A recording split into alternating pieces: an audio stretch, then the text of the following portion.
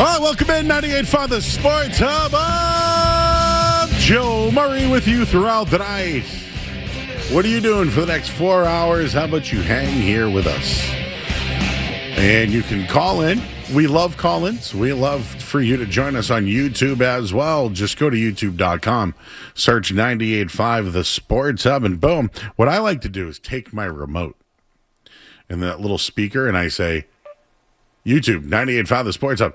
And then it goes right to it, and then I can see my pretty face. And I like that. It's real easy to do. Or you can just say, Alexa, play 98.5 The Sports Hub. Hopefully none of your Alexas are listening to me. But I'm sure you all are at 617-779-0985. There's just so much to get into. Brad Stevens spoke today. What was all that about? Jaylen Brown will speak later on tonight. We'll have it for you, so don't go anywhere. You just stay here. We'll record it, and then we'll play it all for you throughout the night. And we'll get a reaction from Barstool Greeny of Barstool Sports. We have yet to talk to him since the Celtics have been eliminated, so we'll get his thoughts tonight. The Red Sox currently on right now. We'll talk to former Red Sox pitcher and World Series champion, the pride of Hyde Park, Manny Delcarmen will join the show in the 9 o'clock hour. We got In or Out. We got the Musing. Skaz is here. Our intern Dawson picked up Volo Pizza, so thank you, sir. And Street Team Joe is back there. We got ourselves a crew tonight. And we're here to hang out with you on 98.5 The Sports Hub. So, after that is all said and done, Brad Stevens today spoke by himself. No committee of other management people. No Joe Mazzulla there. Nobody else. No ownership. Nothing. Just Brad Stevens taking questions, and I thought he was outstanding. Now, I'm sure Brad Stevens is a guy who is behind a lot of the things that we don't like, whether it's the high percentage of three-point shots that are taking, or not getting to the rim enough, or dunks, and things like that. I know he's behind it, but at least today, I think he showed he wanted to make change. And I'll leave you with a couple of quotes here. But I also have some questions lingering now after Brad Stevens spoke. One of them is, my take this week was the Celtics have fallen a tier. They have fallen behind the Knicks and the 76ers. I think Brad feels the same way. That's one of my takeaways from today. The other big takeaway, I thought they would just go out there and say, yeah, we missed shots and we'll do better. After hearing Brad Stevens today, I think he looks at that 3-11 against top 5 teams and struggling to get out of the first round as big changes are ahead. So we'll leave it there. 617-779-0985. And we do, of course, have an opening take, which is brought to you by our good friends over at Super Service today. You need an AC joint. What else do you need? An AC joint, an AC unit. I'm all over the place tonight as I'm fiddling through some pages here. But our opening take, of course, is presented by Super Service today. Upgrade your home with an electric heat pump system from Super Service today. Stay cool in the summer, warm all winter. Save energy costs while reducing the carbon footprint. For a free estimate, visit superservicetoday.com. And I will have your Bally's pick of the night coming up in just a little bit. It's regarding the NBA playoffs tonight, so you don't want to miss it. I know off the top we have a lot of sponsorships going on. I'll tell you this much. I think the New York Knicks rolled tonight 10.5. How about that? For your Bally's pick of the night, brought to you by Bally's. 4,000 slots, over 100 table games, concerts, dining, a full hotel and spa. Visit Bally'sLincoln.com. Follow Bally's Lincoln on Instagram. Must be 18 plus. Gambling problem, 877-9-GAMBLE. So I think there's changes ahead for the Celtics. Brad Stevens today. I thought we really struggled to generate good looks against Philadelphia. I thought they deserved to win. Took accountability right away and said that they deserve to win. And you know what? In hindsight, I do too. I think that Philadelphia wanted it more and they deserve to win. Stevens said he would not have signed up for most of what happened this season. However, we were 3-11 against top 3 seeds in the West and the other top 2 in the East, so we have to get better. Stevens on Joe Mazzulla and the players after the loss of Game 7 of the Sixers. We got good looks. Oh, and by the way, where I'm going with this, what I'm reading here is Joe Mazzulla, what he said versus what Brad Stevens said, because it was totally different today. Totally different. And I'll give you these two sides again. After the loss, Joe Mazzulla said, "We got good looks." Brad Stevens, in his opening remarks today, says, "I think we struggled to get good looks against Philly." And I don't want you to think that there's an issue between Mazzulla and Brad Stevens. I just don't know where to go with this. Brad brought that up early as why Boston lost the series.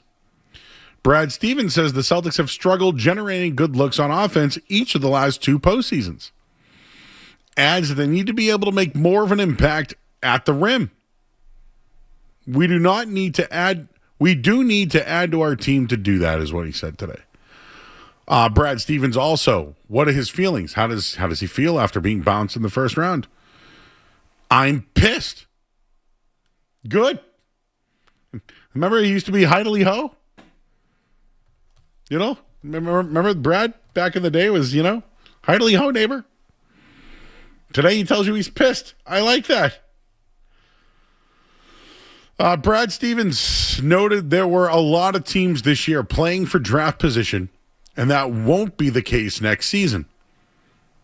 He says the league on a whole will be much better, which to me means the regular season means nothing to him anymore. You can't evaluate the team you have based off the regular season, and that's exactly what the Celtics were this year. Gap year Celtics, house money Celtics, whatever you want to call it, when they actually became contenders, they couldn't win. And Brad Stevens is calling that out. The most revealing thing Brad Stevens at his press conference said today, he called into question the play style. Blowing the 76ers series, the poor performance against top teams, said the Celtics needed more margin for error, more talent, and at the end of it all, real changes could be coming. And is Joe Mazzulla, is he guaranteed the job? Did anybody ask if Joe Mazzulla was coming back today, by the way? Just feel like some of the things Joe Mazzulla said and some of the things that Brad Stevens said today were different.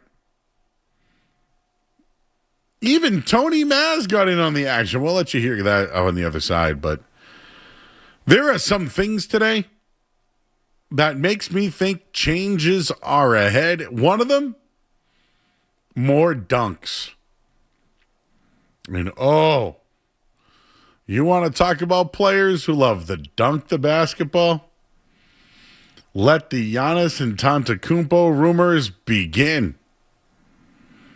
Because there's nobody in the league that loves to dunk a basketball more than Giannis Antetokounmpo.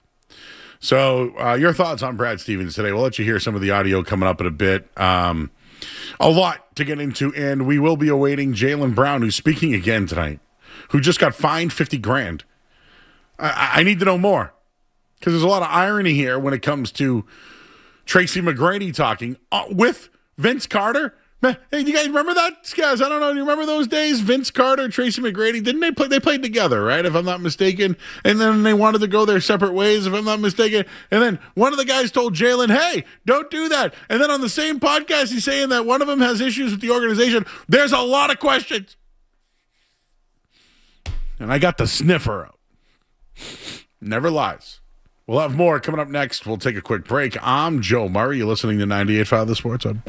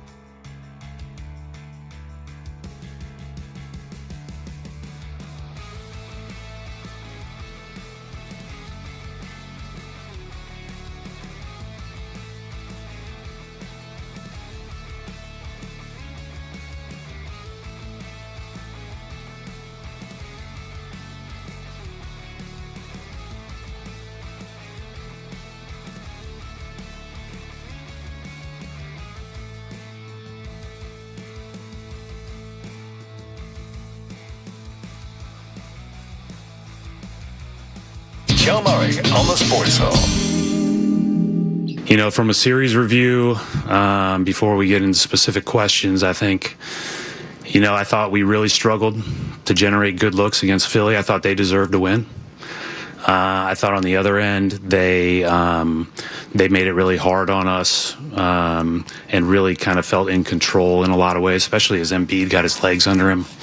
I thought that probably one of the defining things that they did to us in games 5 through 7 was they cleaned up the glass, which had been a real boost for us. Our first shot offense wasn't very good the whole series, but we really got a lot of good looks on second chances and off the glass, and I thought they did a really good job. So I think overall, obviously we had chances to win, and I'm sure there'll be specific questions about that, but I thought overall Philly deserved to win and played a great series, and made it hard on us. Stevens today. So full transparency. When it came to the Bruins and the Celtics press conferences today, because each team had one, I did think that we would get the typical just end of season, we plan to do better, blah, blah, blah speech. But the Jaylen Brown stuff the other night, and then last night hearing what Tracy McGrady said, and I'll tell you in a minute. I'm wondering if changes are ahead, and usually Brad Bott, right? Just goes in, gives you his numbers, and tells you what's real and what's not and all that. It felt different today. It felt like Brad Stevens was accountable for the roster, was accountable for the team's play. I felt a lot of accountability from Brad Stevens today, which makes me feel like changes are ahead. Like, really, what can the Celtics do? They have two of the best players in the NBA on big-time contracts. They have good role players. Peyton Pritchard's on one of the best contracts in the NBA. Derek White didn't play to his standard, but he's still a great player in the NBA. Right, you probably need a big at some point. You got some good shooting in Hauser and some other guys, but I'm not calling them soft, but they need to get a little bit bigger. And I think what's real that he identified is they maybe were a regular season team, and that regular season team isn't good enough. I just liked the way Brad Stevens spoke today. Did he answer questions? He did. I found this one interesting. Our very own Tony Maserati said he wanted to go down there and ask a question or two. Here is Tony Mazz asking Brad Stevens a direct answer and getting an answer. Let's hear it. Brad, do you ever feel like you shoot too many threes? The bad ones. Yeah, sure. Yeah, but I don't. Like, for me, it's, again, Tony, I look at every shot. And so for me, it's evaluating each and every shot. But yeah, if we come down and shoot a really tough contested three when a guy's wide open at the rim, or if we have an action that we can get to, sure. Yeah, I mean, I think anyone would say that. I think Joe would be the first to say that. Oh, really? And I also think that, you know, we have to do our best to generate the best possible look we can. But yeah, I think we all would love dunks. I would love dunks. I love dunks too. I'm sorry, I didn't mean to cut you off. The reason I ask is because you've said many times we'd rather have dunks. And yet a couple of years ago, I think he said three-point rate. Joe said the three-point rate is the most important stat in basketball. So how does that square? Yeah. I don't know. I don't remember him saying that, so I don't want to get into specifics on that. I think that the three-pointer after dunks and free throws, or layups and free throws, if it's not a contested layup by a giant and you're a little guy, is an open kick-out three is a good shot. And those are the ones we would like to get. Absolutely. And, there are times where even a pull-up contested three is a good shot if it's a 2-for-1 or if it's a situation where you got a guy backtracking on his heels, whatever the case may be. Your person has the right amount of talent, but each shot should be evaluated for what were your other options on that possession. I think that for me, this all goes back to, right, and I know the threes are a big talking point, but it all goes back to being able to generate the best looks. And, with more options, we can help him and help this team get the best possible looks. And it may very well be a wide open three, if that's what certainly you're able to generate, because you can't get the other stuff. Okay. Tell me if I'm wrong, James Scaramazino, part of the Green Teamers podcast. We had the guys in studio, both of them, here last night. Skaz, I think you agree with me because we had a brief conversation. You liked Brad today. I thought Brad was overall pretty good today. Agreed. I thought he was angry today. Pissed. Yes, I think he used those words directly. How about the Mazz question? I thought the Mazz question was good. I think the biggest takeaway from the Mazz question has to be, are Joe Mazzulla and Brad Stevens on the same page? Because what they say certainly does not appear to be. Now, that could be on purpose. Could be just, how the message is relayed or conveyed. But that was my question, Joe. I don't know if that was yours as well, but it certainly seemed like Brad Stevens doesn't love the three-point attempts as much as Joe Mazzulla may. So Zach Cox had this today. He over at the Herald. He had like a little bit of a breakdown of what Joe Mazzulla normally says and what Brad Stevens says. So, when he was asked, well, Joe Mazzulla said that, you want to shoot more threes because it's the best percentage shot or something, whatever that was. And he quickly goes, well, I don't remember him saying that. That's him. That's Brad backing away from it. Like, that's Brad backing away from something his coach may have said. And he said he didn't want to get into it. That's fine. That's fine. But are Brad and Joe on the same page? I liked what Brad Stevens had to say. Open threes, kickouts, great. More dunks, great. What weren't they good at in this playoff? How about shooting free throws? How about 2-point shots? They were bad. If you want to continue, what was worse? 3-point shooting or that? The three things that they talked about, that Brad just talked about, they were bad at. They were bad at in the playoffs. Facts.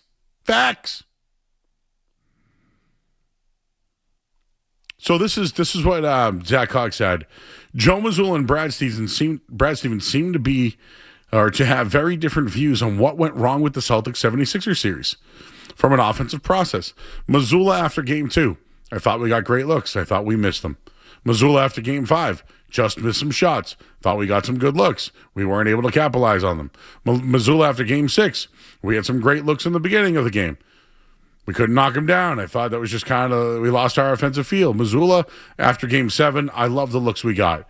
Brad Stevens today, I thought we really struggled to generate good looks against Philly. I thought they deserved to win.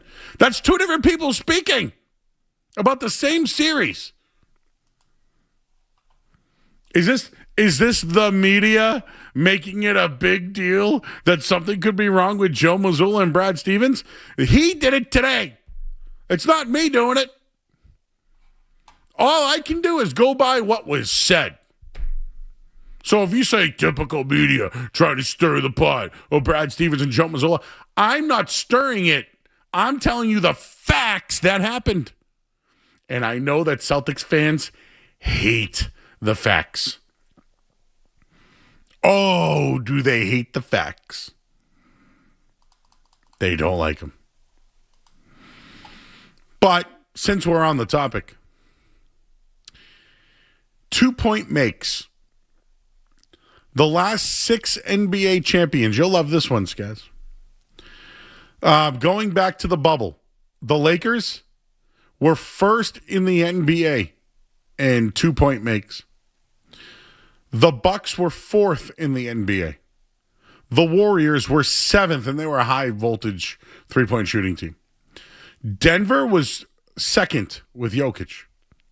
When the Celtics won the championship, they were 12th in two-point makes. The Thunder last year, number 1. Of all the last 6 NBA champions, the Celtics have the lowest two-point make rate. The second lowest was the Warriors at 7. It needs to change, and Brad identified it today. Brad identified it. You know, thinking back to 2023, following that Porzingis trade, Brad talked about the playoff struggles being switching on defense. This time, he talked about rim pressure and generating better looks. He was adamant about it. Feels like they might be looking for help at a big or maybe a guard, because they addressed things years ago when he said this, and that's why I think changes are a-coming. Your thoughts at 617-779-0985. Let's talk to Bob. He's in Wilmington. Hey, Bob. Hey, how you doing, brother? Good. I'm a Celtics fan since I was 6. I'm 67 now, and I'm telling you right now, I believe in the truth. All the facts you're giving me. For years now, I've been saying there's a few things wrong with the Celtics that need to be fixed, and they haven't been fixed. One is rebounding. They need bigger, tougher guys to rebound. The other thing is that there's no way in hell should Tatum or Brown be bringing the ball up the court. They take too long, and they should be setting up to make plays and let one of the guards take it up. And we have no motion offense. None. Zero. It's like I think Missoula must love museums, because everybody looks like a statue in our offense. And I'm sick of it. It's boring to watch.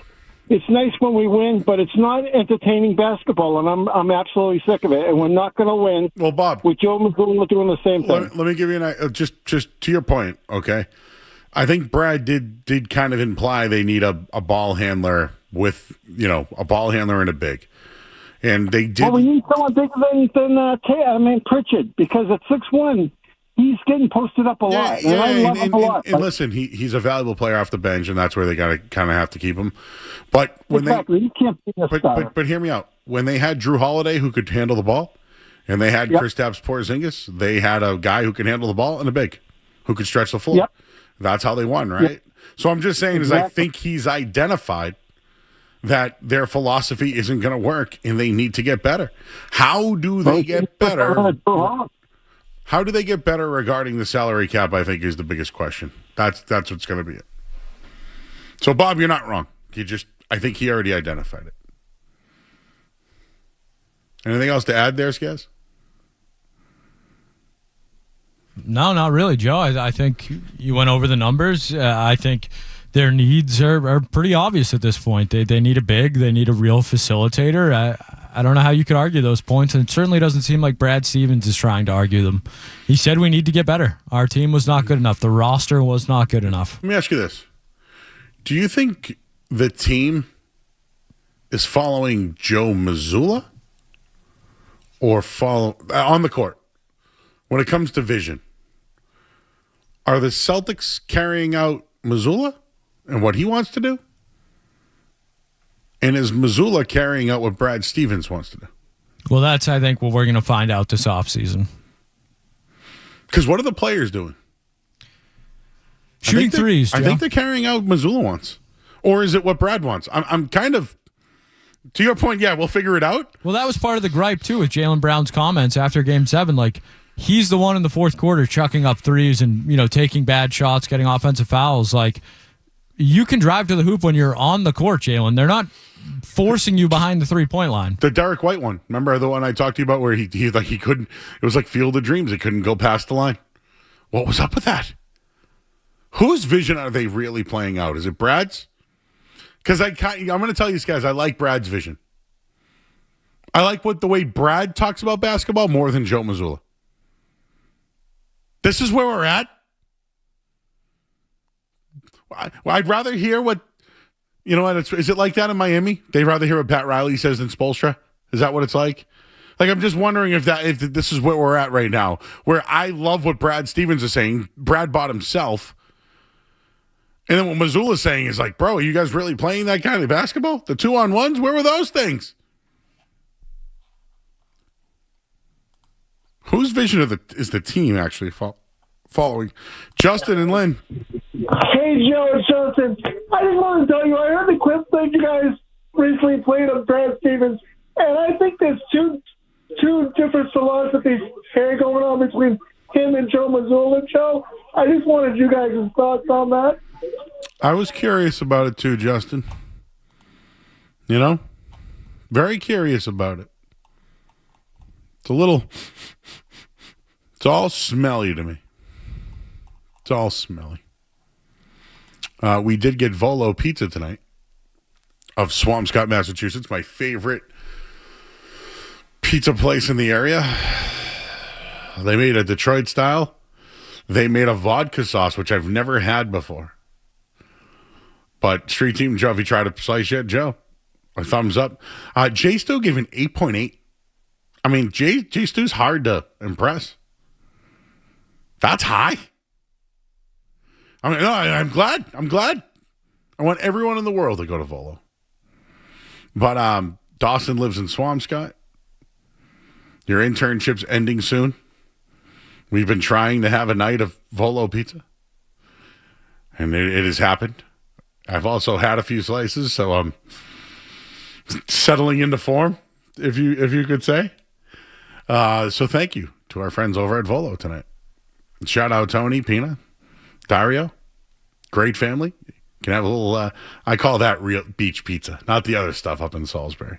All right, we'll hit the break. We'll get a headline. What happened with the Red Sox last night? There was a little scuffle. Anybody see that? Do we have a grip gate going? I'll tell you next here on 98.5 The Sports Hub.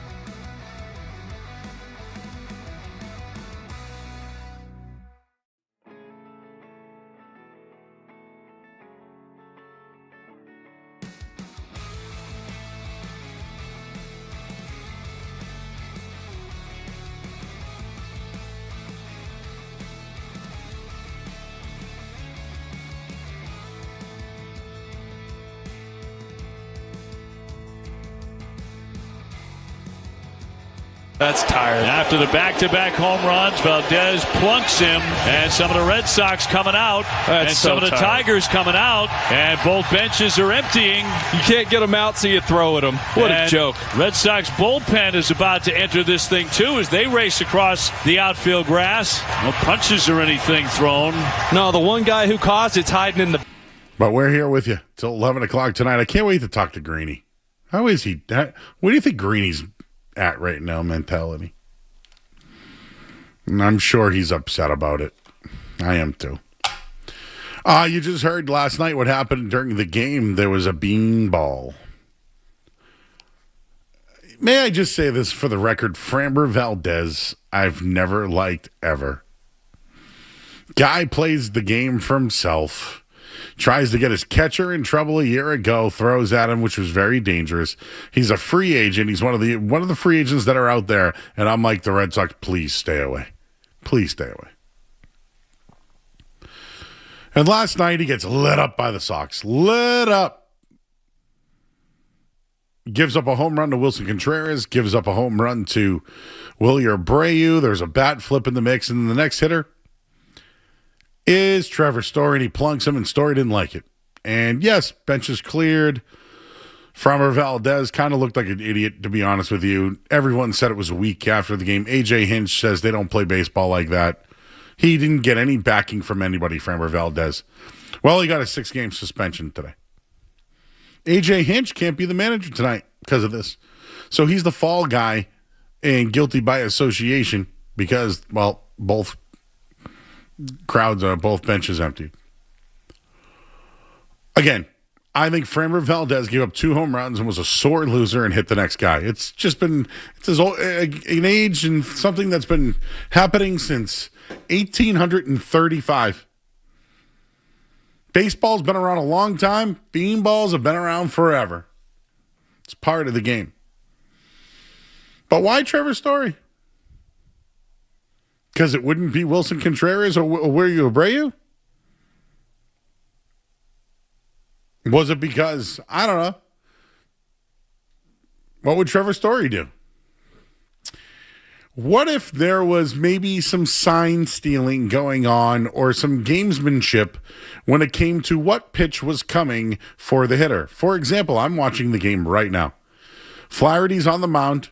There's a runner on second base. He's got a lead. He's never touched the bag, which therefore doesn't mean, I don't think, like, for example, I don't think Yoshida is indicating what pitch is going to Marcelo Meyer, who just struck out.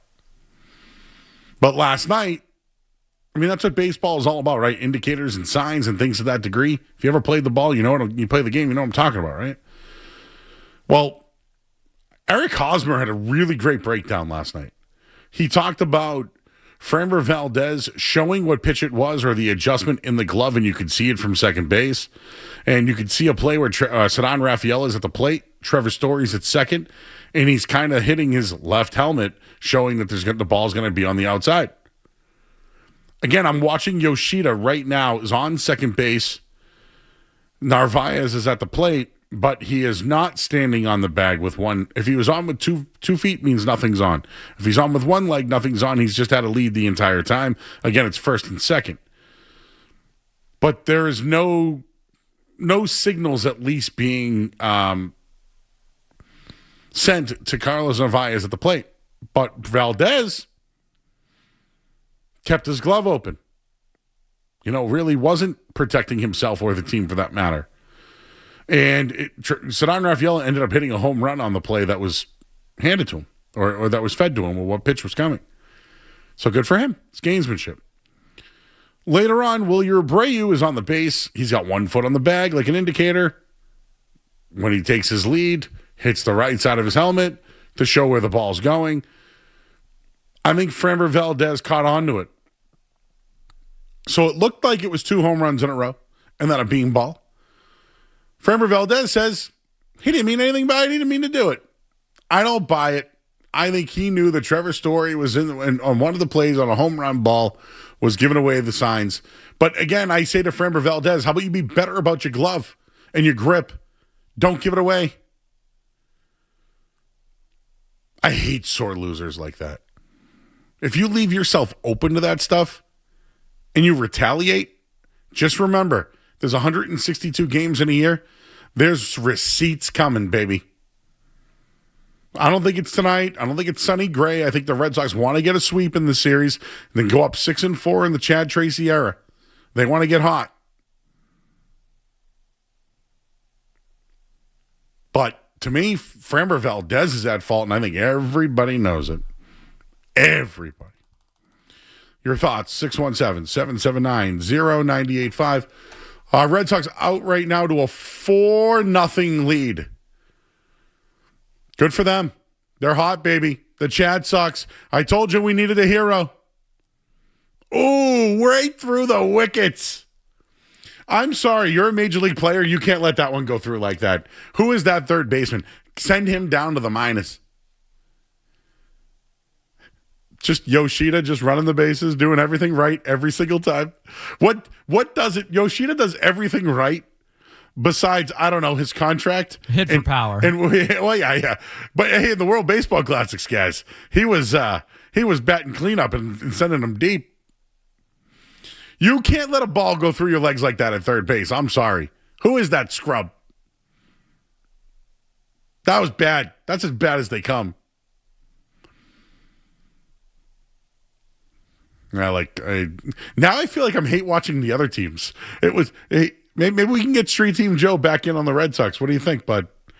Let's not get too crazy. They're 5-4, baby. I see you in there with your nice Nesson Red Sox polo on in there, representing. But that's right. Let's not get, they're back. Maybe they get close to 500. We can have a talk. Well, they're at 5-4 right now. Isn't that close to 500, guys? What's their record, Joe, on the season? It's not quite there. Okay, all right. Just checking. Sweep, dude. Sweep would be good. Going into a new series. I hope maybe we get our summer back.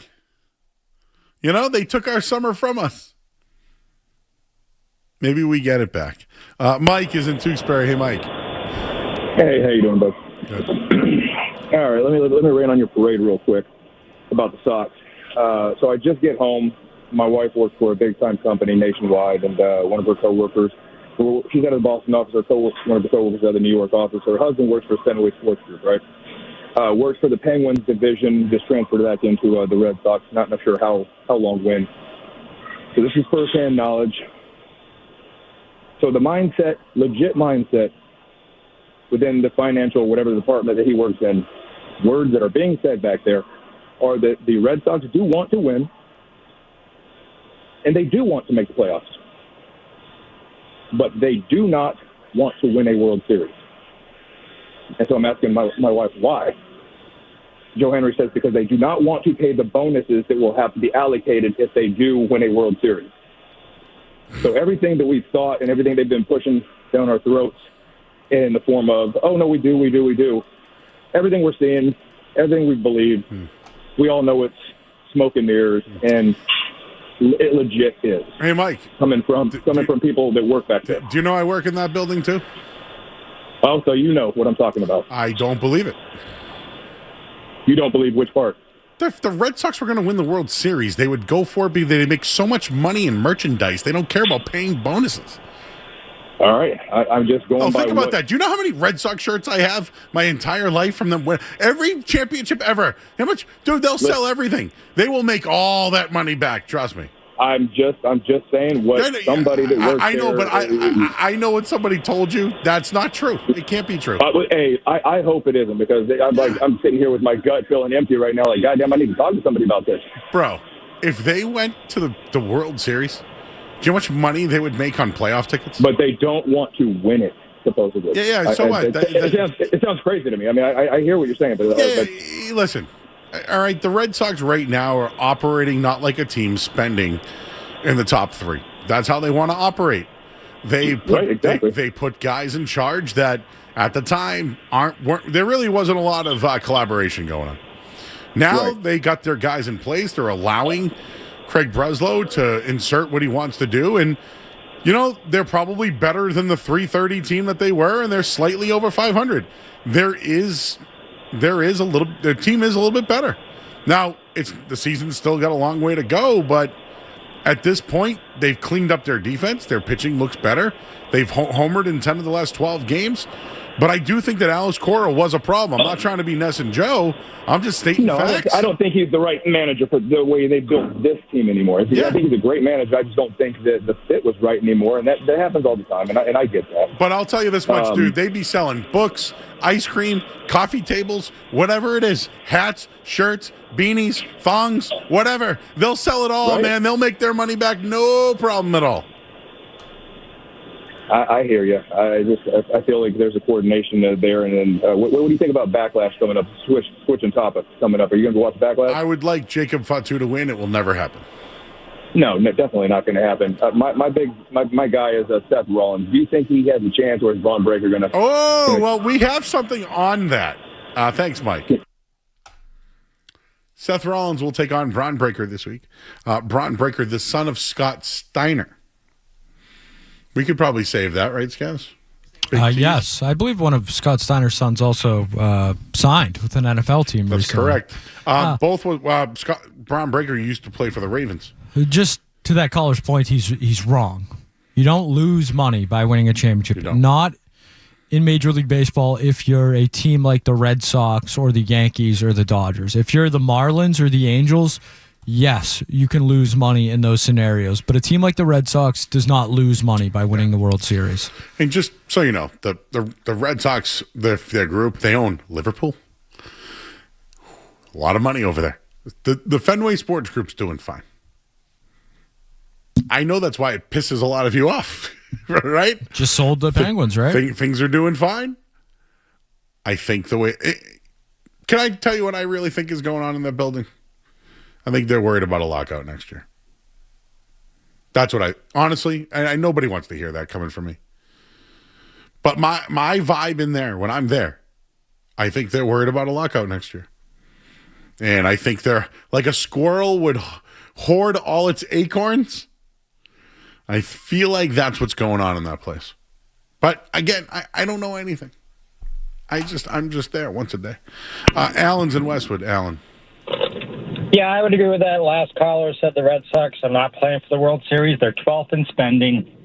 For the last 7 years, they have not been squirreling away their acorns. They've been squirreling away their income of $120 million a year. And if John Henry really wanted to compete, he would have spent, be in the top 5 or top 7. But since Mookie left, he hasn't spent anything, in terms of trying to win a World Series. They've been god-awful. They had one, fluke year in 2021. Alan, I'll say this. Did the moves they make in the offseason show that they wanted to be competitive in October? Probably not. Yeah, exactly. I don't disagree with you. I just didn't. I do disagree that they don't want to win a World Series. Well, they're not spending like it, and they're unwilling to. In the last 7 years, have not spent on a big time free agent and given him a long term contract, and they let Mookie walk for basically and Devers for nothing, and because they didn't want to spend the money. I think Devers was because of him. Well, I don't disagree. I think Devers is a problem to himself, but still, they got nothing for him. Alan, you know where I'm at? You know where I'm at with all this? Yep. I want the Red Sox to try to compete for that last wild card spot. Yep, bare minimum, right? Low bar. But I think if they're in the hunt there, though, I think they probably will have to make a move on Bresla, make a move on Tracy, bring in a new general manager that cares, and let him hire a manager, and then you start to take things seriously again. Yeah, my only concern is they went through how many guys to hire before Breslow came, and I'm not sure they're going to get a top-notch general manager. Just remember who was the manager when that happened. Cora. It was Cora. Yeah. Now you'll have the general manager that can hire the manager. Get it? Right. Right. No, I know, but if they don't spend the money, if the general manager's not giving them the leeway to spend some more money, they're going to have a hard time getting a top-notch general manager. You're not wrong about that. Appreciate you, Alan. Man, I didn't know I had to... I'm not defending the wall by any means. Have you looked at how some of those free agents have done? Bo Bichette and Pete Alonso. You haven't looked at those up? I'm not trying to. I'm not defending Nesson. Been bad. I'm not defending Nesson. Not doing it. Not defending the Red Sox. I don't know, Joe. How's Pete Alonso done? Not great. Who else was one of their? How about Ketel? I actually haven't looked up Ketel Marte. I believe he's not been great either. He's not been. But I was like, and is that now, Skaz? Can we to go the reverse? They were in on all those guys. That's probably a bad thing if they all suck. That they're like, doesn't the whole league kind of suck right now? The American League especially sucks. Like, it's bad. Very bad. And this is what I'm trying to say. Like, I gave you the low bar, right? The low bar is have your name in the conversation for the final wild card spot. Like, when they show the final wild card, Red Sox 4.5 back. Yes. Right? Like, I think that's where we're at. It's a low bar, but that's my expectation at least. 4.5 back out of the second wild card spot. I think it's a good spot. All right. We got to hit the top of the hour here. Oh, what did Tracy McGrady say today? I'm curious. Oh, and Jaylen Brown will be speaking soon, supposedly, because he keeps pushing it back. But this hour of the Sports Hub brought to you by good friends over at Valvoline and Oil Change. Enjoy quick and convenient vehicle maintenance this month. Visit newenglandoilchange.com. Save 50% off an extra oil change at Valvoline and Oil Change, the official oil change of busy people. I'm Joe Murray. Talk to you guys right after this. Don't go anywhere.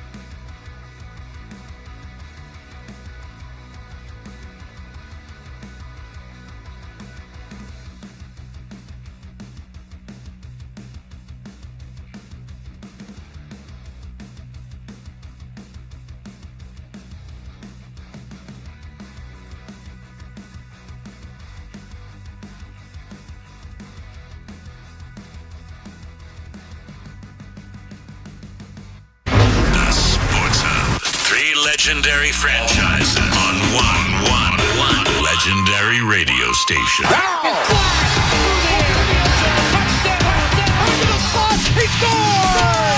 It's the Sports Hub. His frustration lies deeply within the organization and other things that, of course, we don't really have the details to. There's just been a lot of stuff, that I've been hearing just going on with the Barstool organization, with JB, so I think part of him is like, I showed you guys more of who I am as a basketball player, not only just, what I did on the basketball court, but the leadership that I displayed within, this team. And you've seen that, not having our, best player in JT. You've seen a different side of me and what I'm able to bring to the game of basketball. So all that stuff, I think just came into play with him and his frustration. The Sports Hub. I'm Joe Murray. Hour 2 of the show. We're underway. We're going to talk to Barstool Greeny coming up in about 10 minutes. I do know that Jaylen Brown is doing his thing tonight. When we have more, we'll give it to you. So don't go anywhere. We'll give it to you. We'll play it all for you. We'll dissect it. So when that happens, we'll give it to you. But that was Tracy McGrady. I just found it interesting. I think Jaylen Brown's frustration lies deeply in the organization. I don't think I've ever heard Jaylen say that. Jaylen, I think, says a lot of things that maybe he doesn't come out and say what he actually thinks, and I will never understand how Jaylen Brown feels. Me, 44-year-old guy from Boston, I'll never know what Jaylen Brown feels like. Ever. But I do have to at least be on his side of treatment. Booed right off the bat. I do think that the guy that he plays with is probably more beloved than him. I absolutely think he deserved to get MVP of the finals. And I stand on business by saying when Jaylen Brown plays to his full potential, the Celtics are unbeatable. I think that once again happened in this playoff. In a Game 7 situation, Jaylen Brown had an opportunity to win a game and move the Celtics on to the next round. It was there for the taking, and they missed again. And when I say missed again, do I have to bring you back to a couple of years ago? Game 7 at home, Jason Tatum gets hurt. Jaylen Brown, turnover machine. It's not the first time. It's just not. How about last year versus the New York Knicks? They won that game to force it to 6 games because it was like a gentleman's sweep almost. Right? It was that Game 5 they won. Game 6 they lose. But Jaylen Brown wants to be the man and says that it's his favorite year and all that stuff. Great. When you had the opportunity to do it yourself here in Boston, it hasn't come through. I'm not putting all of that on Jaylen Brown, which is why I wonder, does he have frustration within the organization? I don't know that, and I've never heard that. He also says, Tracy McGrady, we don't have the details. There's been a lot of stuff, he says, I've been hearing going on with Boston's organization with JB. I'll say this right now. Jaylen Brown has been paid. Jaylen Brown has been supported. Jaylen Brown is philanthropic, does a lot of things off the court that I think a lot of people support. I think Jaylen Brown speaks his mind, doesn't go through the media, speaks it himself. There's a lot of things to love about Jaylen Brown. As a human being, I think he's outstanding. I really do. I didn't like what he said after they lost. I think a guy that's an NBA MVP in the finals and a candidate should be pissed after getting bounced in the first round. Saying it's your favorite season, that's great. You don't have to put it on the record. I just thought it was bad timing. I also didn't really hear a lot of accountability. I heard a lot of the league is out to get me, the refs are out to get me, and Joel Embiid flops. Which, again, We know that. I was expecting a little bit more from Jaylen there. Maybe what he said was frustration. Maybe I took it differently. Maybe I didn't understand how he felt. Maybe there was context to it. Well, today, again, Brad Stevens has his interview or whatever postseason podium, and he's asked about what Tracy McGrady said regarding frustration with the organization, and Brad says, I don't know what you're talking about. I've never heard that. My door's always open. If he's got a problem, come on in. My take on this is here it is. Here's my take. Jaylen Brown has 2 years remaining on a huge max contract. He is extension eligible in July. They're going to offer him the extension. Jaylen, do you want to stay in Boston? Yes? Sign the contract. He'll get $75 million a year. Do you want to stay in Boston? If not, you can sign the deal and trade him. You can trade him, whatever you want to do. That's when it matters. It's real simple for the Celtics. Offer Jaylen the money if he wants to stay here. If not, sign and trade and offer him the money. That's it. It's up to Jaylen Brown. It's not up to the Celtics. And I'm not pulling a if he wanted to be here, he'd be here, Alex Bregman thing. No. The Celtics, if Jaylen Brown wants to stay in Boston, take the $350 million. Take it. They'll want you here. They'll keep you here. They'll keep you and Tatum together forever. Does Jaylen Brown want to be in Boston? I think he needs to clear that up. I think he needs to say it.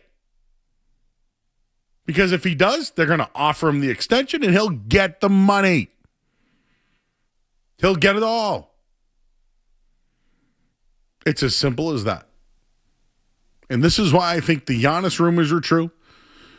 And when I hear Brad Stevens say, I think we need more guys, dunkers, things like that, all I can think of is Giannis. So if he doesn't want to stay in Boston, he doesn't have to sign the extension, and they can trade him. And I think that's where Giannis comes into the conversation. Your thoughts at 617-779-0985. We'll talk to Barstool Greeny coming up in a minute. Let's talk to Rob in Norwell. Hey, Rob. Oh, hey, Joe. Well, I'm going to talk about the Red Sox in 1 second. Just on the Jaylen Brown situation, the thing is this: he's never really come through in the end, though. Like, even that play that Tatum got hurt against the Knicks last year, he got sloppy with the ball. He made a bad bounce pass to Tatum. So he's not good in the clutch. He hasn't shown it in elimination type games. Put it that way. He's had some great playoff games, So I agree. All right, on to the Red Sox. Joe, are you drinking the Kool-Aid now because of the Nesson deal and everything else? Like, how can you say that Henry, right, is trying to set us up to be World Series competitive when he let Alex Bregman go on a no-trade contract? He's not making the full commitment. I did not say that. No, No. Some guy called in saying that they don't want to win the World Series. And I no, but you're saying they do, though. I think that they. Who doesn't want to win the World Series? Anybody can say that. The worst team in the league can say that. Like that. That's not what I meant. If that's what you think I meant, that is not what I meant. All right. So do you think that Henry is putting the Red Sox in a real good spot to try to win a World Series based on the payroll and based on what he's doing? I think that the Red Sox are not spending the money that they once did, but I think they spend a lot of money. And I think that they have people in charge that might not be making the best decisions.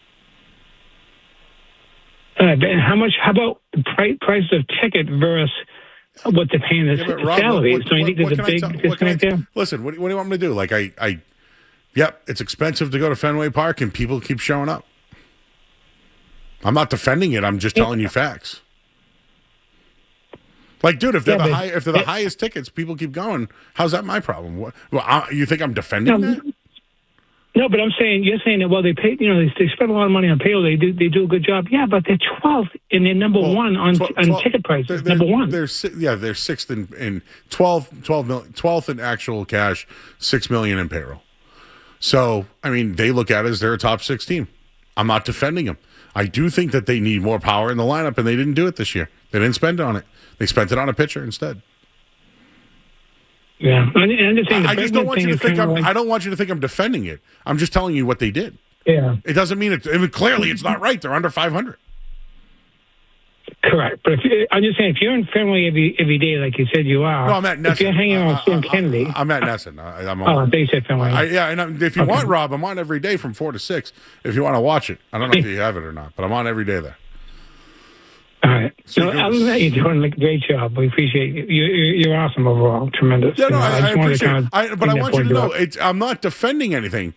The laziest, easiest thing, Rob, is people call in and say, John Henry's cheap, he doesn't spend money. That's why the Red Sox suck. If we just did that every night, like, my show would suck. Yeah, I get that. Yeah. I do. You just got to bring back Dombrowski. Bring back somebody who just has that good IQ on who to get in. Bregman's we hired Bregman after 15 people turned the job down. Well, so we're not dealing with the best. Again, they couldn't hire anybody because who was the manager? Sorry. The Cora. Oh, Cora. Nobody wanted to be the GM because Cora was here. I think moving on from Cora is the first step of them either turning it around with Breslow's vision, or they go out and get the GM and the manager that they want. I think it was a good first step. Yeah, but do you think Breslow's is too pitching friendly and doesn't realize how important the power hitting is? Or absolutely. Yeah, that's the concern I have. Thanks. All right, Joe. Thank you. Appreciate you. Apologize for everybody that I've left on hold. We got Greeny coming up. All right, Greeny, we're gonna go to you soon. We'll take a break. 98.5 The Sports.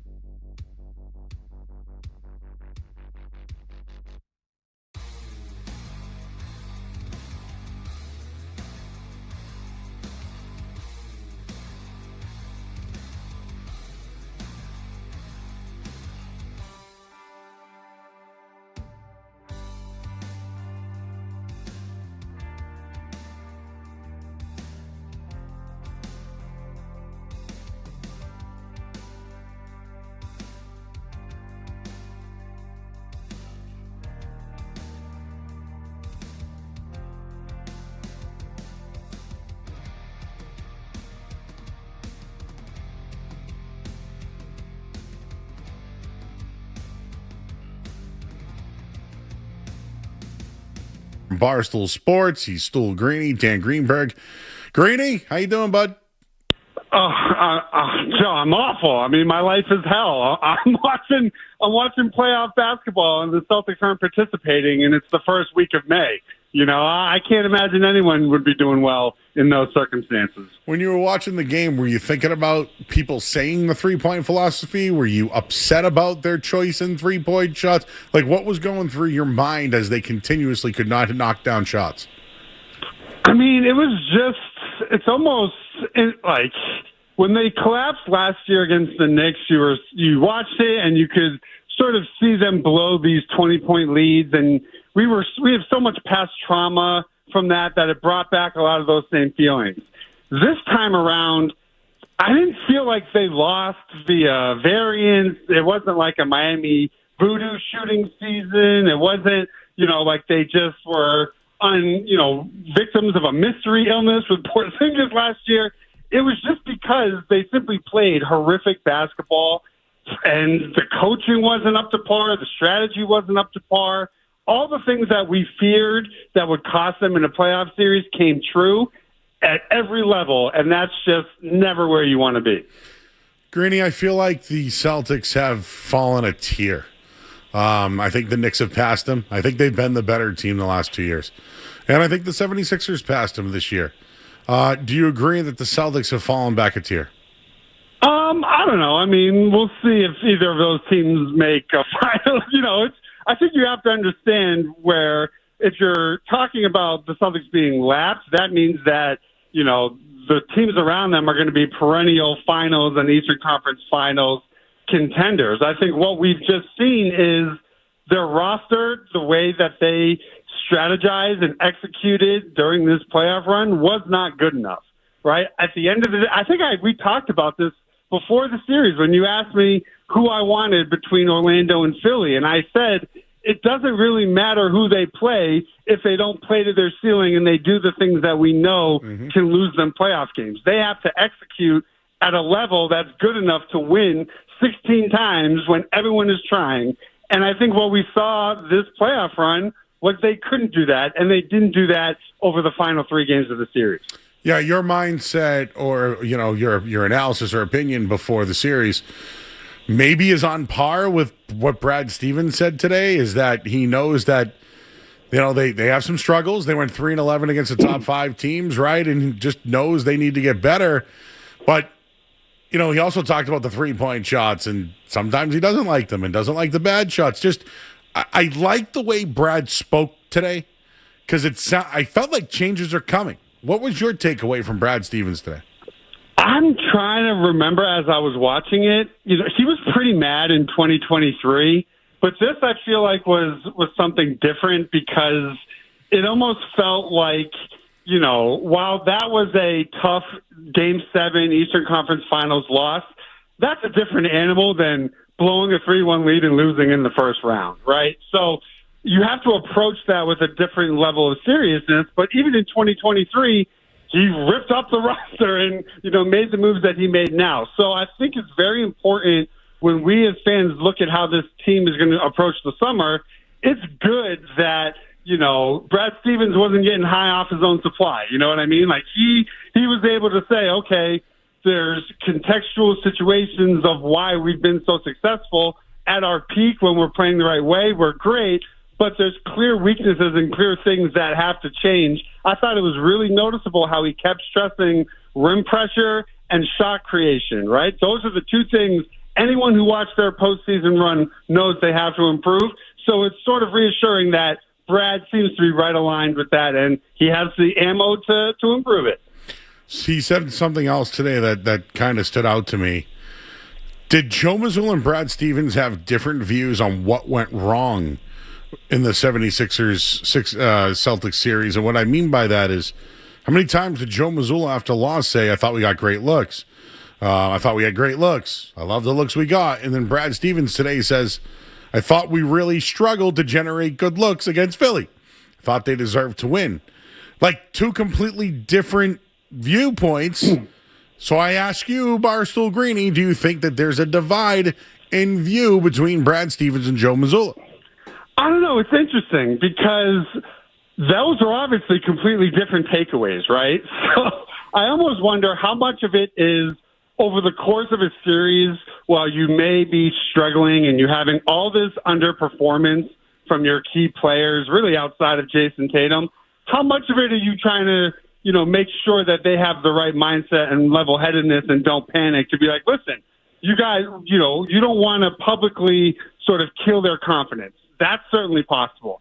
It's also possible that they were both telling the truth, right? Celtics really struggled in isolation. They really did not do a good job in terms of getting into the paint, forcing rotation, and, making Philly sort of, overcommit to drives. Even though Jaylen Brown was aggressive, they didn't really have that sort of scrambling of the Sixers defense. And then when they had their open looks, they missed those too. So I think it's a situation where they may both be right, and it's something that has to be addressed both in terms of if Missoula thinks they were only making, missing good looks, well, you need to find guys that are going to make those looks. If Brad doesn't feel like their rim pressure and shot generation was good enough, he needs to go out and find players that can make that happen.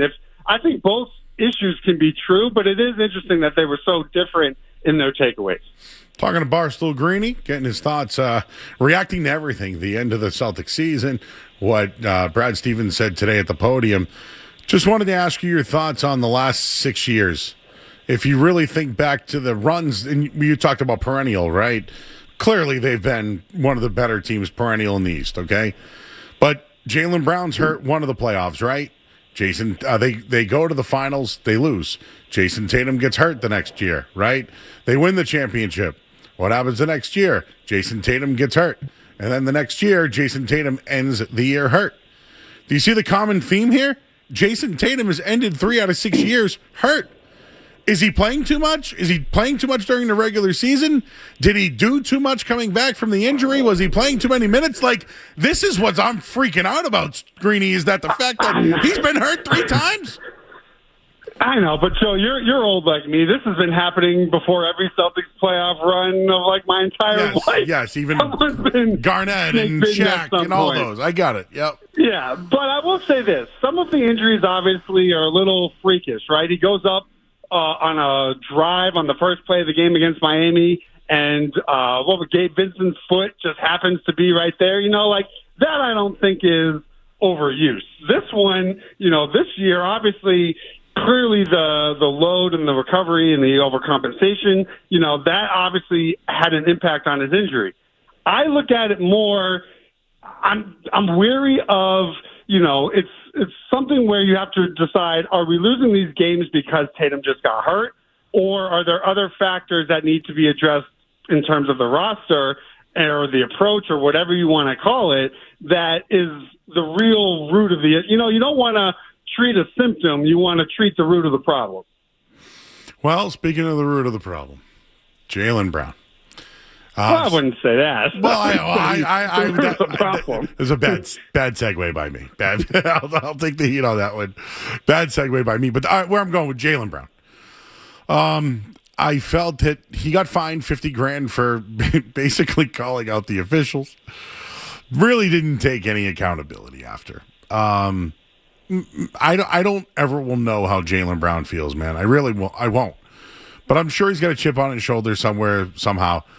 He's now doing, I don't know if you checked it out at all, any of what he said today on his thing? I honestly think you should really watch it because even right at the beginning, he talks about Brad, really references the T-Mac sort of stuff. He talks about Brad having to address it today. Talks about how he, loves Boston, wants to be here 10 years. He gave really good context around his favorite season. I just think the first stream was a complete disaster and just was horrific. It was like watching a car crash. Today's, once the emotions have calmed down, people are, I think today's stream is, it's not going to go as viral, obviously, but there's a lot of good information that people should see, if they have the opportunity. Great. Yeah, and we're going to play that but we're running it, so we'll play all that sound. But he did make it clear that he was upset that Brad had to address this. And said they have a great relationship. He loves Boston. I know he loves Boston, dude. He sent me a pair of sneakers. He does a bunch of pop-ups. I know he loves Boston. That is something I know. He also said he'd play in Boston for the next 10 years. I ask you, Barstool Greeny, he has an option this year. The Celtics have an option that they can pick up for Jaylen Brown. Is it as easy as asking him, hey, do you want to stay in Boston? And he says yes. He signs the contract. If he doesn't want to stay here, do you think he signs and they trade him? What do you think happens in June or July when this thing comes up? Well, first, I don't think it's a Jaylen decision. The first decision is, do they want to give that extension at that price for, the additional years at that money? How does that then reshape their future building situation? So the first decision is, does ownership and Brad want to give the extension? Let's say the answer to that is yes. The most important question is, will he sign it? If there's any doubt that he won't sign it, then you basically are then forced to trade the player. That's just how it works in the NBA. It's why the Bucks are about to trade Giannis if he doesn't sign his extension. You just can't lose the asset for nothing. He has 2 guaranteed years left. The value is there if he's not going to sign the extension. You then have to factor in, based on what Brad said today, if the goal is rim pressure, shot creation, creating better looks for shooters, all that stuff, you have to look across the landscape of the league and say, where do we get that from? If that person is someone like Giannis, you're going to have, they're going to ask for Jaylen Brown in most cases. So you then have to decide, is that the change we want to do? Do you try to add and keep the Jays together? It's just, there's so much we don't know, but the first big decision is, do the Celtics even want to offer, because it's going to get up to mid-70s in terms of annual, salary. That's a hefty number. So that's the first big domino. What do you think they want to do? And I got multiple questions on that. What do you think they want to do? Why wouldn't they? They can never get back what Jaylen Brown is worth. And third, why would they want Giannis? They'd have to give him the extension, right? Over Brown? Why, right. To me, I like Giannis. Wouldn't you want the younger player? I don't know. Would you think the Celtics would be willing to give Jaylen Brown that extension? I do, but that's just because of, where it just depends on their team building, right? Because I wish Brad was asked today, and unfortunately he wasn't, but his whole gig since he took over this job was, I'm going to build this roster to accentuate my 2 best players. We don't know if he's keeping that same mindset when it comes to this new reloading, or if he has now reached the point where he now needs to use part of that duo to reshape the team and reshape the roster.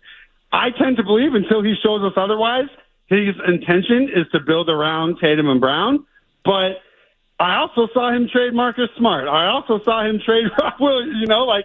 He could rip the Band-Aid off if he believes it's going to make the team better. And until he's proven otherwise, I think you just have to trust that he's going to put the team in the best position both for now and in the future. I come away from all this today with more questions, Greeny. It is. Because it's sort of, Joe, like when we started the year where so much was based on the unknown and the unproven, and it was just impossible to know what they were going to do at the deadline. Because what if they were, at the bottom of the lottery? But what if they were good? It's the same thing this summer. Until we know what's happening with the Giannis extension, I think the whole NBA is on pause, unfortunately. Well, back in October, I remember talking to you, and you said, hey, Joe, this year doesn't really matter. In the end, did this year really matter for the Celtics in their future? I think so. I think as they prove themselves to be more formidable, I think expectations around them, how you viewed them, that rightfully should have changed. And while there's no spin zone on a first-round loss where you blow a 3-1 lead, when you take a step back and look at the season, no matter what they build this team around in the future, it's going to be expensive. The young talent needed to develop. We needed growth and to see which one of those guys could be real NBA players. They all proved to be real NBA players. So there are things that are going to help them moving forward, even though when we started the year in October, we were sort of playing with house money. I don't think we were playing with house money once we got to late April, but we still had a positive year in terms of the very needed development that this roster is going to require for the next era. That's what Sean Grandy said last night when we talked to him, too. I just don't feel that way. I know, dude, you love basketball. You watch it every day. I just feel differently. I feel like changes are ahead, and I don't know if they're good. Oh, that doesn't mean that changes aren't ahead. It just means that, there are, there was value in how they approach this season, is how I would look at it. Okay. How do they get you on one of those streams? I see that Green Runs Deep guy, and the to be honest, I thought I got a virus even going on Twitch. I don't even know how it all works. So I'm a Kazaa guy, a LimeWire guy. Yeah, me too, bro. This is a little too fancy for me. Yeah, it's just like I see those guys, the caveman, and I'm like, where's Greeny? How come he's not back there? And you know what? I think you'd be a great mouthpiece for Jaylen.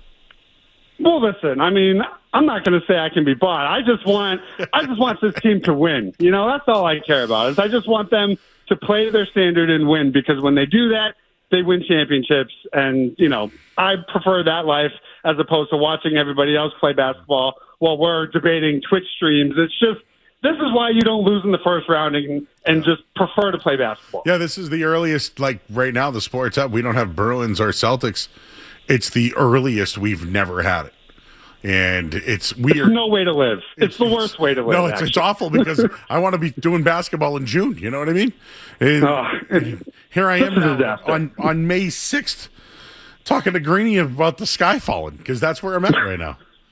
I've had a lot of dark Celtics seasons in my life. I'm a Rick Pitino. I'm a product of the Pitino era. I watched the team lose 20 games in a row. It's just, there's just nothing worse than when the Celtics don't play to their potential. It's just so infuriating. It really is.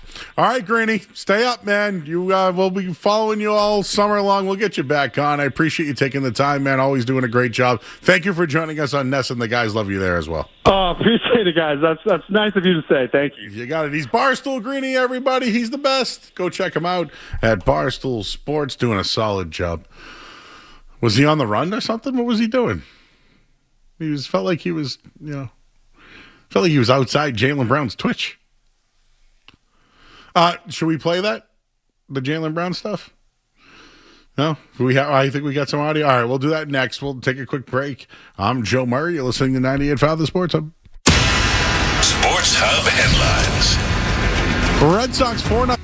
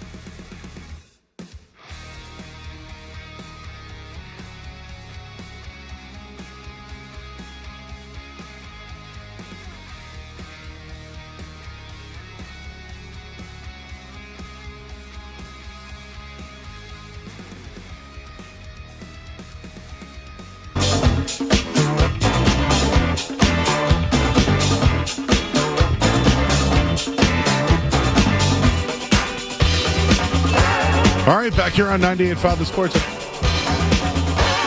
So we didn't hear the whole entire thing, but that's the nuts and bolts of it. You just heard a little bit there. Jaylen Brown said he hated that Brad Stevens had to respond to comments about him today. Me and Brad have a great relationship, which I believe. I love Boston, which I believe. If it were up to me, I would play in Boston the next 10 years, which I believe. Is it up to him? Greeny made a good point. It's up to the Celtics, right? Like, could the Celtics say, hey, we don't want to give you the extension. We'll trade you now and free up more money? That's where I would be upset with new ownership. That's the reality, Celtics fans. The reality is they might not give the extension to Jaylen Brown to save money. How does that make you feel? He also did clear up the comments regarding Tracy McGrady. He affirmed that he and Stevens have a great relationship. I love Boston, all that stuff. Explained in depth it was his favorite season, but not by far. Also said that he's ready to move on. Joel Embiid cooked him. And that's it. Anything else there to add, Skaz? That's pretty much it, right? I didn't really hear anything else.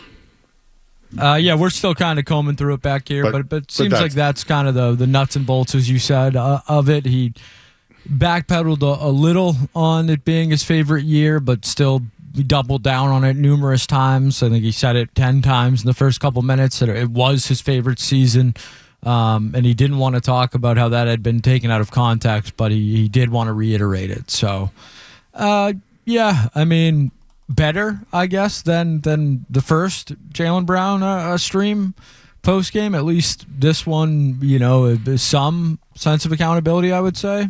Still not all the way there. It's because why wouldn't the Celtics want to re-sign Jaylen Brown outside of money? I mean, you see the splits in the playoffs, right, Joe? They're an analytically driven team. And his numbers aren't great. Numbers are numbers. You can't really dispute them. Like, could they look at the money versus the analytics? He has the worst on-off splits in the playoffs. He has 6 playoff, runs where he is a negative out of the 9. That's tough to do for that contract. Especially if nobody watches or knows anything about him. If you're just looking at a line item, it's an albatross. An albatross is probably strong because I think those numbers are manipulated in some ways, but albatross is strong. I do think that if they wanted to form that opinion, it's not a stretch. That opinion is easily formed if you want to just look at the numbers in the contract and all that stuff. And speaking of contracts, Joe, I wonder if Joe Mazzulla's contract has anything to do with his job security. Do you think that's a fair question to ask? Yeah. Because if you're going to hire a coach to coach Jason Tatum and Jaylen Brown, I would say 99 out of 100 times that coach is not going to be of Joe Mazzulla's ilk. He's not going to be a second-row bench coach that's diving in head first to be the head coach of the Boston Celtics. I would say if you moved on from Joe Mazzulla, you would be looking at a Mike Malone or a someone of stature. Just Tom Thibodeau. Someone big that's name. Going to get paid, though. Yeah. So that's just another small wrinkle. $4.75 million is a lot. That's what Mazzulla makes, right? I don't think that's that much. Oh, really? Well, I mean, compared to what is it a lot? What is Mazzulla's contract status? I think that's around what it is, but I mean, Steve Kerr makes 17, Eric Spoelstra makes 15, Ty Lue makes 15. I think Doc was making over 10. So wow. I'm still curious about Mazzulla's job status. It wasn't answered today. I feel like he's coming back. Out of the Himmelsbach said he's coming back. He's the kind of the Globe insider who's got all that stuff. Do you think Joe Mazzulla will be better without Jaylen Brown? I don't think most coaches get better when they lose talented players. Okay. So if they don't spend on Jaylen Brown and they keep the coach and they're worse, why are we keeping the coach? I do feel like it's Jaylen, do you want to be here, and you sign him. And the reason why you sign him, I feel like what's worse? What do you have more value, guys? 2 years remaining with no extension or a sign and trade with an extension? Yeah, it's got to be the sign and trade. Yeah. Just sign the deal. Maybe this is where the Celtics have a little bit of control where they don't have to. That could piss him off. Monty, it's in Boston. Hey, Monty. Hey, Joe, my bad. I'm here. How you doing, bud? Can you hear me? I got you. What's going on, brother? What's up? So, I got a take. I don't know if anyone's going to like it, but so, all right, first I'm going to start off by saying, while Tatum was out, if we look at the whole season, how they played, they basically played in the paint with Jaylen Brown destroying the paint. He was in the paint every time, and they were scoring endlessly. But once Tatum came back, they started going back to how they were playing before he got injured, which was just like, boom, drive in, dish out, three-pointer. And I feel like that hurt them because Game 7, he went out, and they tried to keep that same mentality. So I was thinking about, what if we traded Jason Tatum? Because, you know, injuries start to pile up. They've been piling up for a couple of years now. So what if we traded Jason Tatum for Giannis, and we got Giannis and Jaylen Brown, and we turned to a team that was more paint-oriented? I haven't thought of it like that. What happens when you get sent to the free throw line? You're going to have two bad free throw shooters. The reason why I don't think they should trade Jason Tatum is because his size and his future. I just think he's going to be one of the top 5 players in the league, the face of American basketball. Like I think that's why you don't trade him. I don't hate the idea, but if we look back at past injured players, I don't really have a lot of examples. But look at Damian Lillard. Yep. Once he got injured, he wasn't the same player. You're not wrong. So I just feel like it would be, like you said, a change is coming, and I feel like that would be a good change. Did Kevin Durant change after his? Not so much. Yeah, see? Thanks, man. Appreciate you. Catherine and Quincy. Catherine. Hi, Joe. The reason I was calling is, as far as the Celtics goes, you have Tatum, Brown, Tatum. It's like the Boxy twins. Go back a little bit further. You have Paul Pierce and Kevin Garnett, Boxy twins. And then you have Larry Bird and Kevin McHale. And then Chicago, you have Michael Jordan, Scottie Pippen, Boxy twins. You don't get rid of the Boxy twins. No, you don't have to. Okay. What do you mean? What's your point, Catherine? The point is both Jaylen and Brown are it's like Boxy twins. Two people that are real good at what they do. Before them, they're modern day Celtics. Before that, you had Paul Pierce, Kevin Garnett, Boxy twins. And then before that, you had Larry Bird and, of course, Kevin McHale. Now, do you think they would have gotten rid of one of those when they worked together so nicely and so well? Dude, weren't the Boxy twins like? Yeah, some novel. Kind of like Boxy twins. Two people that work together and that are really good, and two people that you should keep together. Keep Brown and Tatum together. Okay, thank you, Catherine. Do you know who the Bobsey twins are? I was unaware until moments ago, Joe. Would you like to guess which year the Bobsey twins were originally published? Okay, I'm 44. Okay. I went to Sacred Heart School in Roslindale, which, again, Catholic school, probably around a long time. They had Bobsey twin novels in there, and they were like 40 years old when I was in school. So I had to be, 10 then? I'm going to say 60-something years. Joe, the first of 72 books for the Bobsey twins was published in 1904. That would be 1904. Oh, my God. 1904. Wow, older than I thought? I would say that's the last one published, Joe, was published in 1979. I think I remember that one. A separate series ran from 87 to 92, but the original Bobsey twins, 04, Joe, is when they started. Not 2004. That would be 1904. That brought me back to childhood. Felger probably would have got that reference. Bobsey twins, like, I remember, like, we used to have, like, fairs. You think Wallach was reading the Bobsey twins? Yes. Did you ever have, like, a fair? A Scholastic Book Fair. Yeah, a book fair. Yes, of course. And you'd always have, like, Mad Libs. Yes, Captain Underpants was a hot ticket item back in the day. The Bobsey twins I always passed on. Yeah, I mean. And again, I went to school in, like, the early 90s. So, like, the 80s were still a thing, you know? So if that came out in 79, bro, that thing was going strong in like, 92 or 93 when I'm at Sacred Heart. I remember that at the book fair. I wanted my Michael Jordan. Do you ever see Home Alone when he has the cardboard cutout? Of course. I wanted a not the cardboard cutout, but there was a poster board.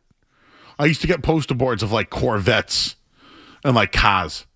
Wow, my accent. Sorry, but the Bobsey twins. I remember it. What were those other things that you could do? Not Mad Libs. What was that other thing that was always at the fair?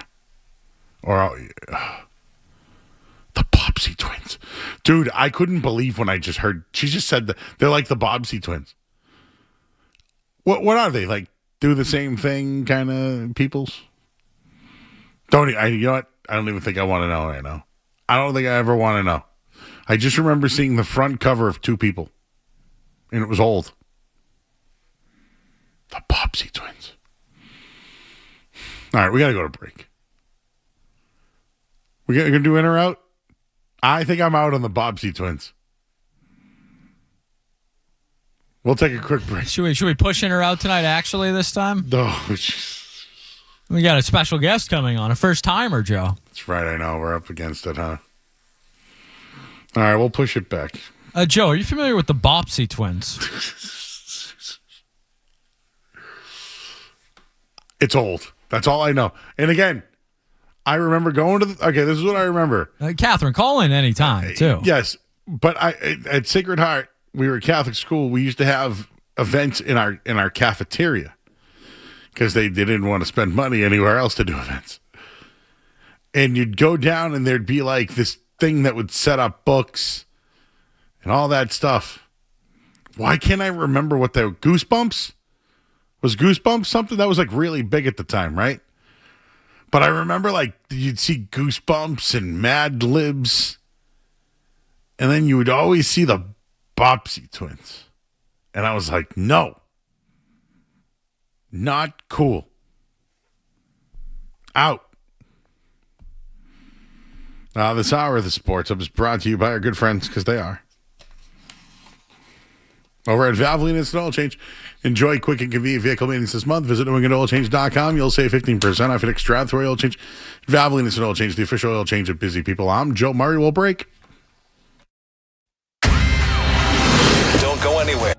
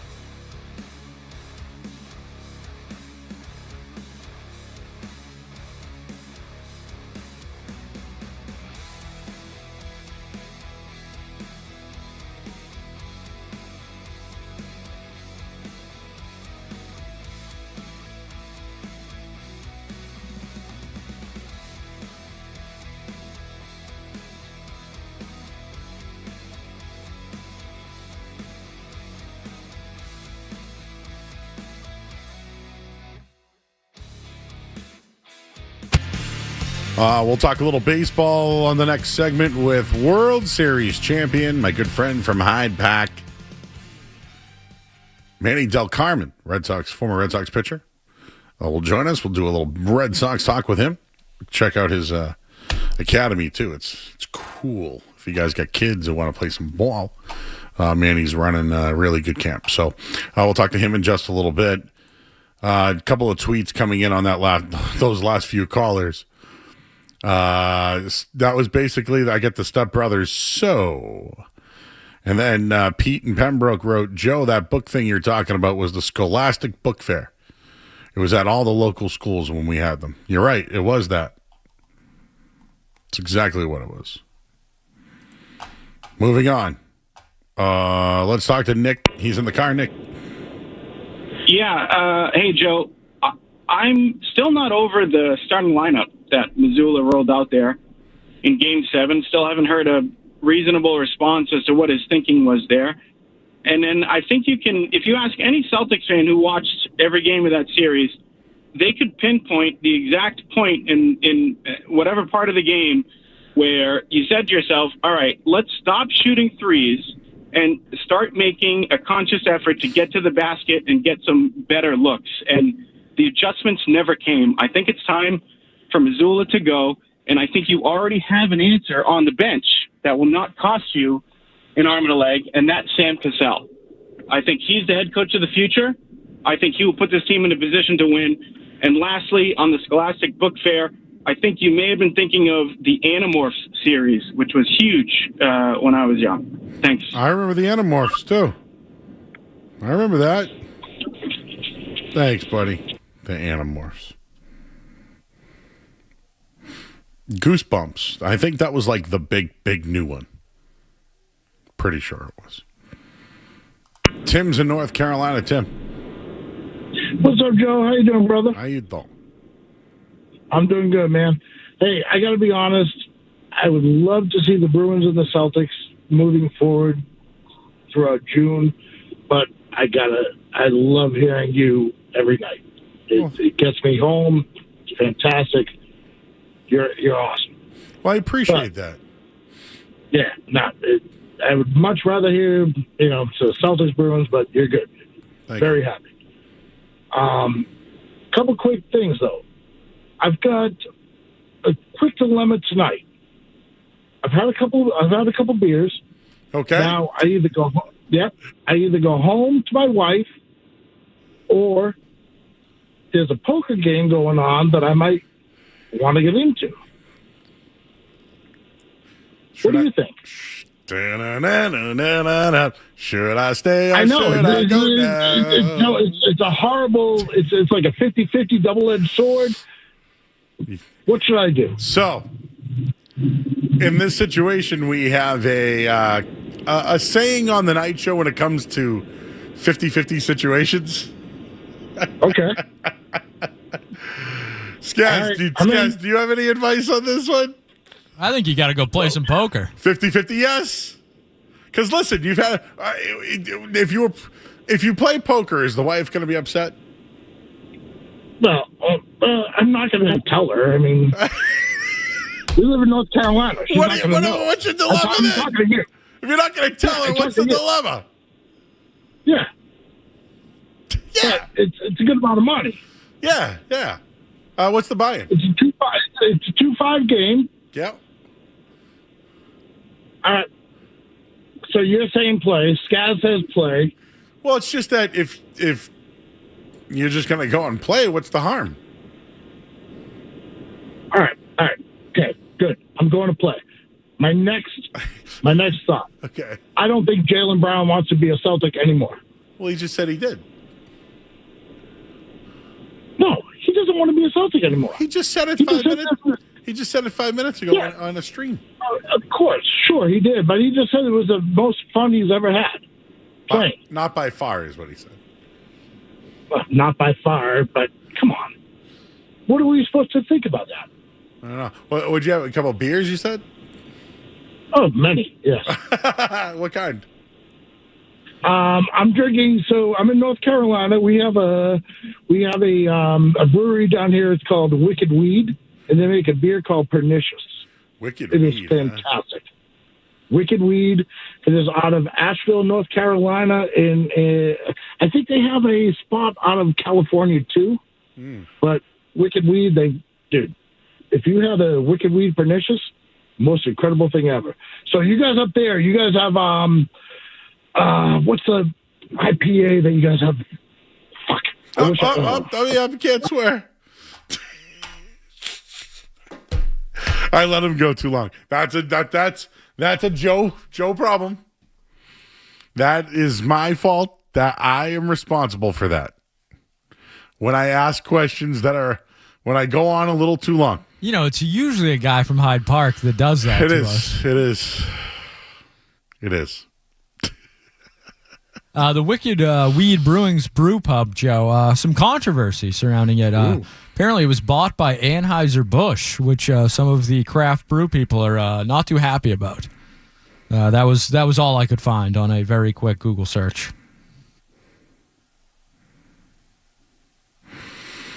All right. Well, we're going to talk to High Park's own Manny Delcarmen, former Red Sox pitcher. We'll do that next here on 98.5 The Sports Hub. You're listening to Joe Murray on 98.5. You're listening to Joe Murray on 98.5 The Sports Hub.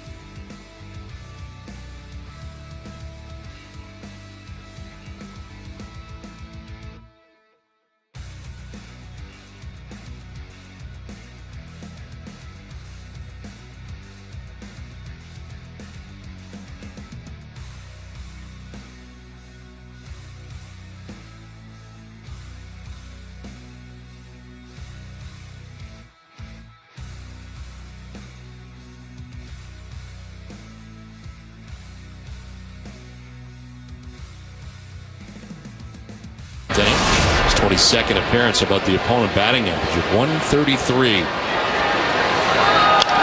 On the ground to third base. Beltre's got it. One out in the seventh.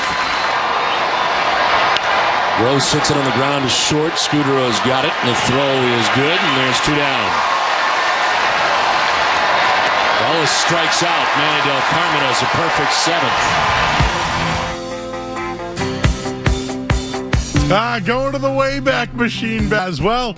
He's joining us right here on 98.5 The Sports of its World Series champion, the Pride of Hyde Park, the great man behind the Boston Athletic Academy. He is Manny Delcarmen, and he's joining us on 98.5 The Sports. Manny, how you doing?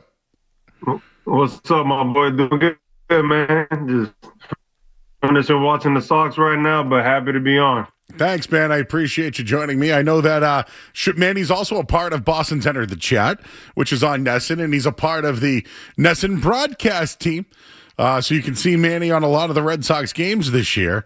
But Manny, the Red Sox, I like to call them the Chad Sox now. With everything that's Trace taking over Trace now, right?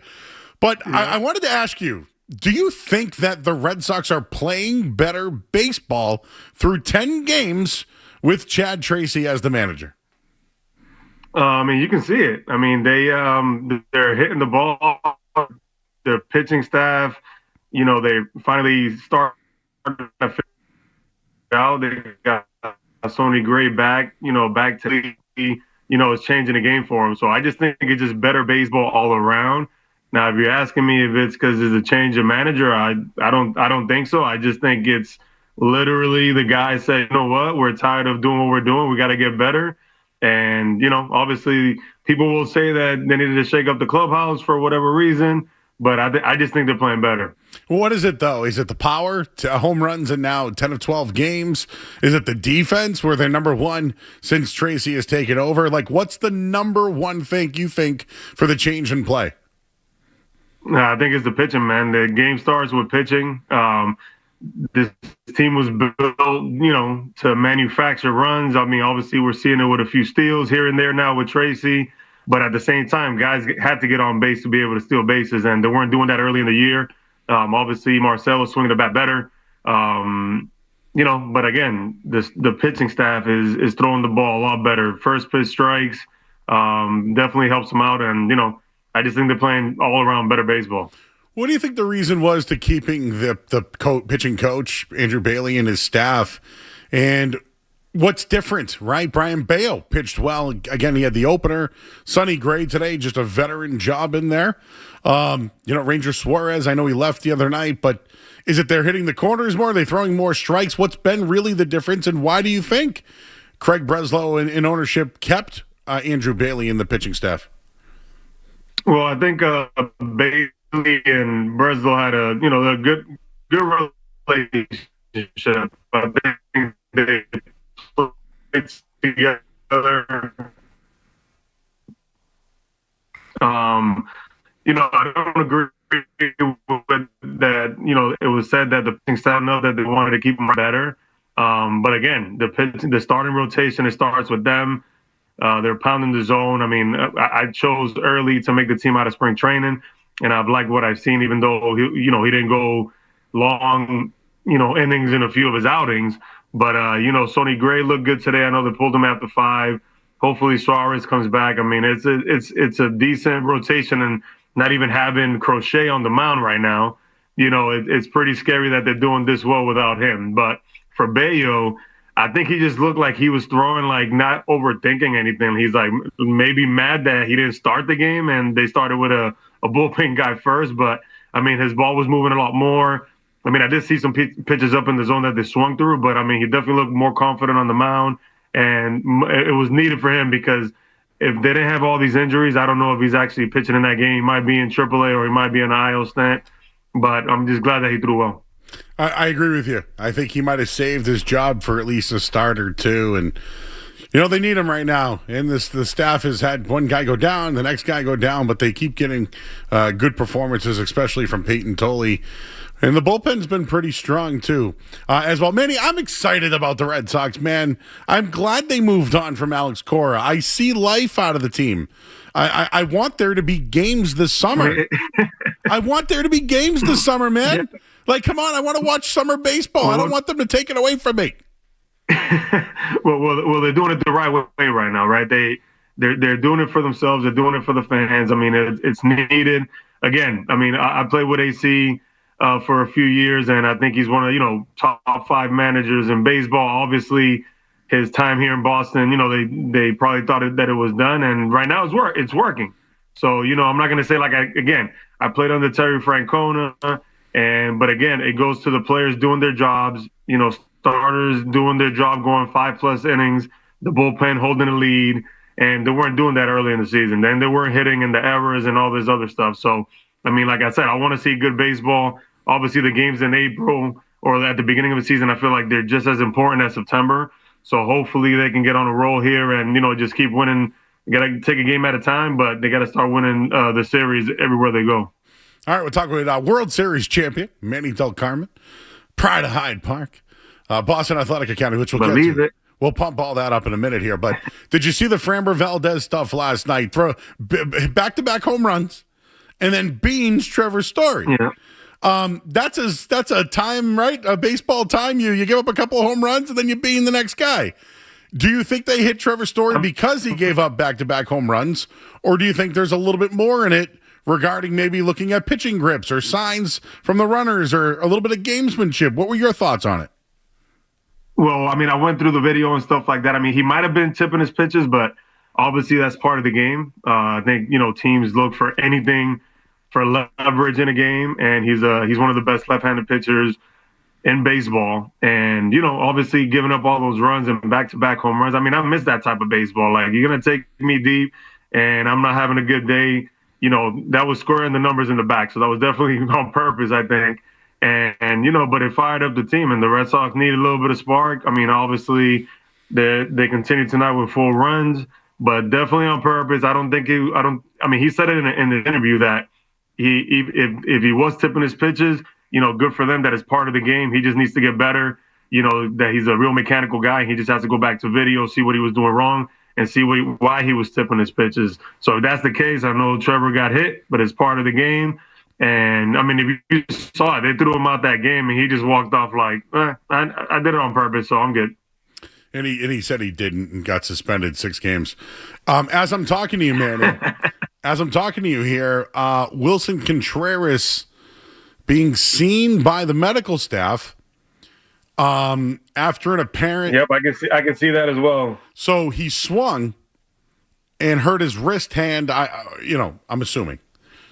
But we know about Roman Anthony's hand. Manny is has an academy where he teaches a lot of young athletes, where they teach different hitting, right? Do you think drive line and new hitting approaches are behind some of the hand injuries, or maybe specifically Marcelo Meyer and Roman Anthony's hand injuries?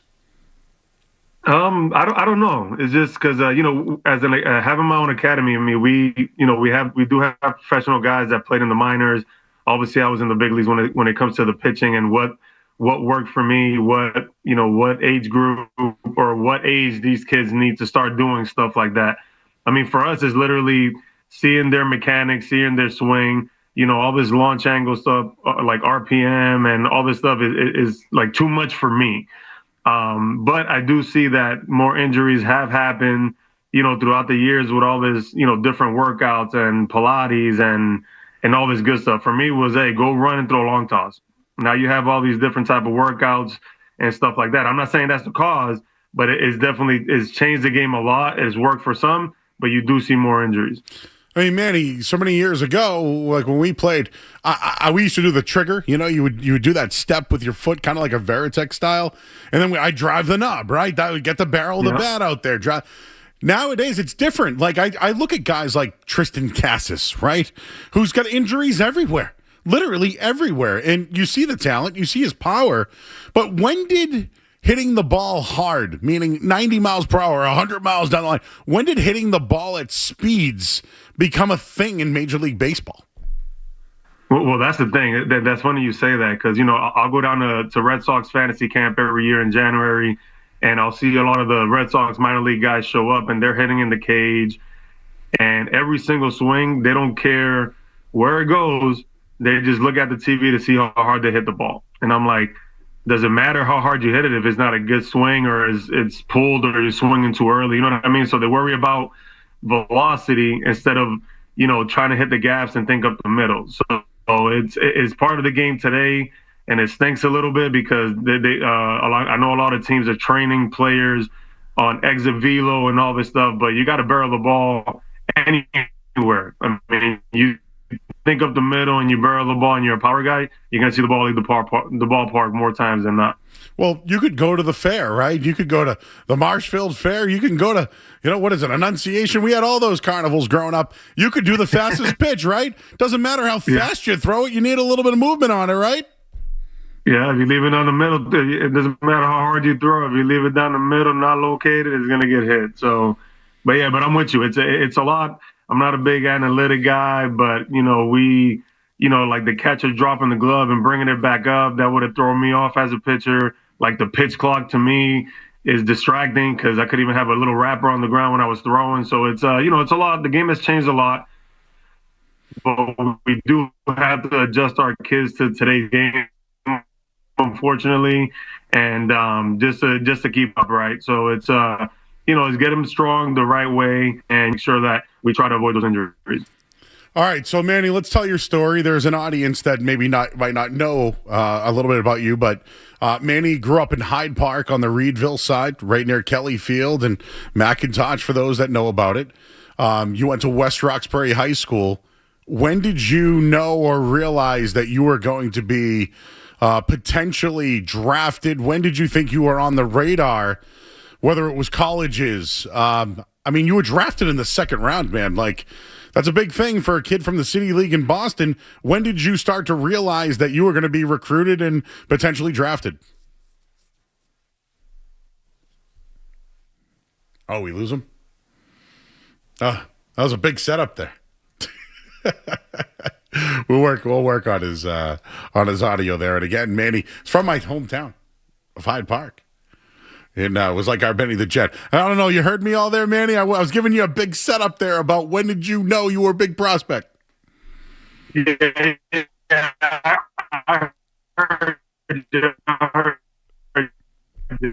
We'll pause him here. I do appreciate him doing the video, though. If you want to just let him know, we can we can have him call if he wants, because I actually like this conversation. Because I can hear you guys. Oh, you can hear me? Yeah, I can hear you now. You know what's so funny? People are saying, Joe, what's up with that Hyde Park Wi-Fi? which is funny. But Manny, you can tell them is that Dominican Wi-Fi here in my house. But no, if you can hear me, just tell the story. Tell your story. Off again. Tell your story, bro. When did you know you were the man? Can you guys hear me? Yeah, we can. They hear me? Oh yeah. We'll put him on holds, guys. Tell him we'll catch up with him. We do have to get Manny in studio someday. That would be really fun. That Hyde Park taking shots in the YouTube. I know he's not even in Hyde Park. I know. That's funny. Yeah, well, you know what? Hyde Park needs it. They need it these days. We need it these days. I think we... Oh, man. I'm reading all these things. Maybe we'll have him call. Because I want his story out there. I want that. I think we need that.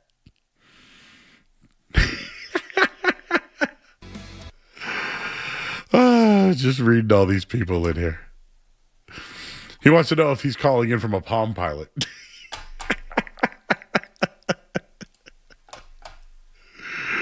Oh, that's funny.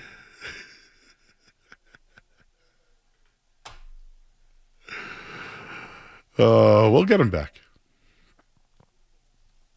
You got him. There you are, Manny. How you doing, bud?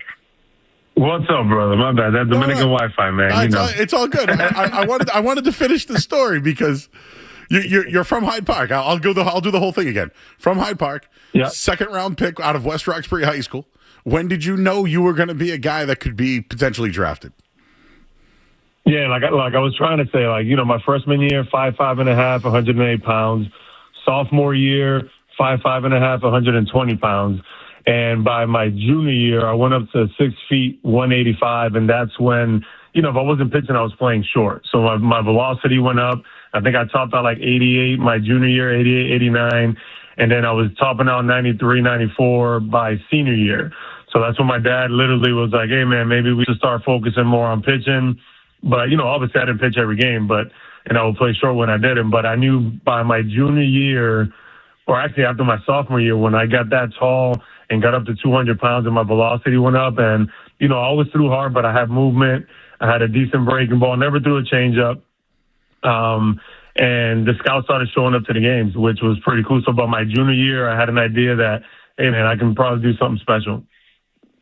And you certainly did. And Steve Buckley tells the day that you got drafted, everybody was at your house. You find out that you get drafted in the second round by the Red Sox. And where were you? I was at Old Country Buffet because, hey, don't laugh at me because Old Country Buffet back in the day when it first started, it was pretty good. And, it was just the phone was ringing like early in the morning and everybody excited like, hey, did you get drafted yet? When's the draft? And I'm like, man, I don't know, but the phone kept ringing and I just took off and went to go eat. And then by the time I got back to the house, all the camera crews were there, family was there, and everybody was going nuts. So everybody knew I got drafted before I did. So, man, you hear that, Street Team Joe? Manny Delcarmen at Old Country Buffet when he got drafted, didn't even know. Pulls up to his house, and there's all these cameras, and he's like, oh, must have got drafted. It's a great story. It's a great story, man, because, again, you pitched for the Red Sox. Can you tell everybody your Portland team, all the guys that you had when you were in the minors? Yeah, our 2005 was my first year in the big leagues, but I started in Portland. We had John Lester, we had Dustin Pedroia, we had Daniel Murphy, Brandon Moss, Clay Meredith. I think Euclid was there for a little bit. Hanley Ramirez. I think we won like the first, I want to say 19, 20 games. Like we were an unbelievable team. And then Pat Papelbon at the time was a starter as well. So, Portland was great. We won a lot of games, and a lot of that team made it to the big leagues, which is pretty cool. And, just going back in the day, the Boston City League, were there guys coming out? Again, I went to Catholic school, and a lot of guys would either go to prep school first or go to some big-time college, but was it hard for kids at that era? And I would agree, it would probably hard to come out of the Boston City League compared to maybe a prep school, right? Yeah, definitely. Those were the schools that were, kind of hard to get into. I think me and you had a conversation where I almost went to Concord Kyle at like medical school, and I got a phone call, and I was already at West Roxbury, and I told them that, I no longer was going to attend. And my parents wanted to kill me, but it worked out. And, and again, I take pride in it, obviously being from Boston, being from Hyde Park, not too many guys, I think, threw like hard like I did, but actually knew how to pitch, and, I think the closest guy was like Tony Fawcett at the time. Now you got like a Rich Hill and stuff like that. But I take pride in, being the pride of Hyde Park and being able to get an opportunity by the Red Sox to make it to the big leagues, because, it was a long road. I had surgeries and I got hurt in the minors. And, and then when I got to Portland, I was a starter pretty much all throughout the minors, the rookie of the year, my first year, all that good stuff. And then I had Tommy John and I came back throwing harder. And in 2005, they made me a reliever out of spring training. They told me it would get me to the big leagues a lot quicker. And it did. I made my big league debut in 2005 and started off my career, and it was pretty cool, man. Not bad. Now you have 2 World Series championships, huh? Hey, believe it, man. Not too many guys can say that. They play this game for 20 years, 25 years, and don't have one. So, it's pretty cool to have. And, and just being able to make it because, my dad played with the Phillies in the 70s, never made it. And he was more emotional when I got to the big leagues, and I could see like his dream through my eyes, and it was pretty special. Well, before we let you go, Manny is the owner of the Boston Athletic Academy. It's over in Hyde Park. I went by there. You guys have hitting cages, mounds that people can throw off of. You can do all sorts of drills there. But can you just talk about how this got started, the development, and people can get involved. They can help invest. But for people out there that have kids that want to learn from a pro, they can literally do that with you and others that played professional baseball. Yeah, we've been nonprofit for about 9 years. When I played with the Red Sox, I always made it a point, because I played in every park in Boston, and I always wanted to give back to the community, give back to our youth, because a lot of kids, the kids today don't know who I am, but back then, it was pretty special to me to go, try to at least go to every park and talk to the kids about baseball and my journey and making it, being a Boston boy, which we don't really get a lot of opportunity, being up north and to make it. So me and my best friend, Jose Diaz, came up with this, the Boston Athletic Academy, where we help inner city youth. The beauty of it is that we got kids from all over Boston, all different neighborhoods, which, and you know how tough it is with the streets. Some parts of the city couldn't get along, but the luxury of our kids, a kid from Dorchester playing with a kid from West Roxbury or Milton, it's a beautiful thing. So we definitely have an academic component. We help these kids academically. We're partnered up with Boston Public Schools. And, we get these kids transcripts. And, obviously we got kids that go to CM and private schools as well. But our mission is the same. The door's open to anybody to help them in the classroom, keep them on the field and off the streets. And it's been beautiful. We have from 9U all the way to 18U. We got kids committed to D1s, D2s, Johnson and Wells that wanted to be a chef playing shortstop. You name it, and we're doing it. We got STEAM programs in the summer. We're partnered up with a lot of beautiful people and with a lot of room to grow. So it's been a journey. I think we outgrew the spot we have now. We're looking and praying for more properties so we can continue to grow and help our inner city youth, because they are our future, and we're just being a bridge to help them get there and just be there for them. No, it's huge. If kids who want to get better and learn from a pro, I don't know anywhere else you can do that. In Manny, we didn't have that growing up. We had maybe. I was going to say we had like someone's dad would show us as a kid. We didn't have a pro. No, I had to go all the way to like Route 1 to go to extra innings and hit in a cage, and having a place like this in our backyard.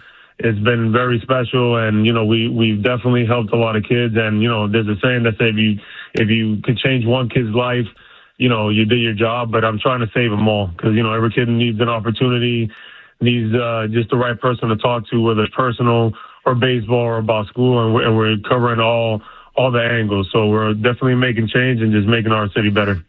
Well, I just shared it on my Twitter for those that want to follow Boston Athletic Academy. You can donate as well. I know you guys got a big trip coming up. You're going to be bussing again like the Miners? Well, our 13s through 15s, they'll be going to Myrtle Beach in August. Our 16s and 17 and 18-year-olds are going to Houston, Texas at the end of June. And our younger kids are playing right now. And, so it's been super busy but super fun watching these kids develop. And once you get them at a young age, and, like our 10U team with Coach Steve, we're definitely excited for that team. Just imagine them at 10 really good, and then the potential that they have when they're 16, So it's been special, man. And we're doing great things. Jose and I are really working hard to help these kids and really just, point them in the right direction and get them to the right school and help them in school with tutoring, whatever's needed. And, we're just there for them. Manny, I have people in our chat wondering, what was your favorite Boston City field to play at? City Field, well, every time I'm driving down Jamaica Way or heading toward Boston, Daisy Field, it's the one field that I always look at that I'm like, man, this is where it all started for me. The Regan League in Boston, and then I played RBI, Connie Mack, the Strawberry League, like all over the city. But Daisy Field and JP has a special place in my heart. I don't know what it is, but I always loved Kelly Field, man. I know that's your home. I know I was going to say that's your hometown field, but I was a lefty, so I had to hit the center field bleachers, man, to run that bad boy out. Oh, I know. I lived on top of the hill, so my dad took me and my brother almost every weekend up there and just hit ground balls. We'll just hit, like take BP, and we played football, and then running those suicides up that hill was not fun for me. So I decided to keep it at Pee Wee football and turn it into baseball. Well, I'll tell this to Skaz, my producer. Manny Delcarmen also was the kicker of the Pop Warner football team. And I can kick a 40-yard field goal. Boom! I was just going to say. 40 yards. You could throw it really far and really hard. Maybe you could even hit it a little hard. But you could kick that damn football. I think I was like the backup quarterback, but when it came to like the plays, I wasn't very smart. Like I'd be like, okay, fake dive right, second man through, and then when I went up there, I just completely forgot. I just roll out and just pass the ball because I couldn't remember all the plays. Well, I'm sure you could have played football if you really wanted to, but there was just a little bit of money in playing baseball, and you certainly did a good job. Manny, the Red Sox swept. They win 4-0 tonight. A shutout. The pitching staff is real. The Chad Sox are for real, and they're 5 games away from being at 500. No, it's great. I mean, like the way the season started, obviously we've been on Boston Chat a lot and not having good times with them and making it difficult to talk well about them. But hopefully the boys continue to play well. I mean, hopefully Roman Anthony and Contreras today is nothing big with his wrist. And they just got to keep going, man. One game at a time, and they're doing it right now. So hopefully it'll be a fun summer. You got it. He's Manny Delcarmen, World Series champion, Boston's own, Hyde Park's own. You can check him out during Nesson broadcast this year and on Boston's Enter the Chat every day at 4 o'clock. Manny, we're going to get you in studio. We'll have a big fun night. We'll pump up the Boston Athletic Academy, and we'll do it again, my man. I really appreciate taking some time tonight. Yeah, thank you guys, too, for having me. And also, I forgot to tell you, we have our 9th annual golf tournament, August 21st. It's live on our website, baaboston.org. Sign up. It fills up quick, and it's a great time. We have a bunch of sponsors.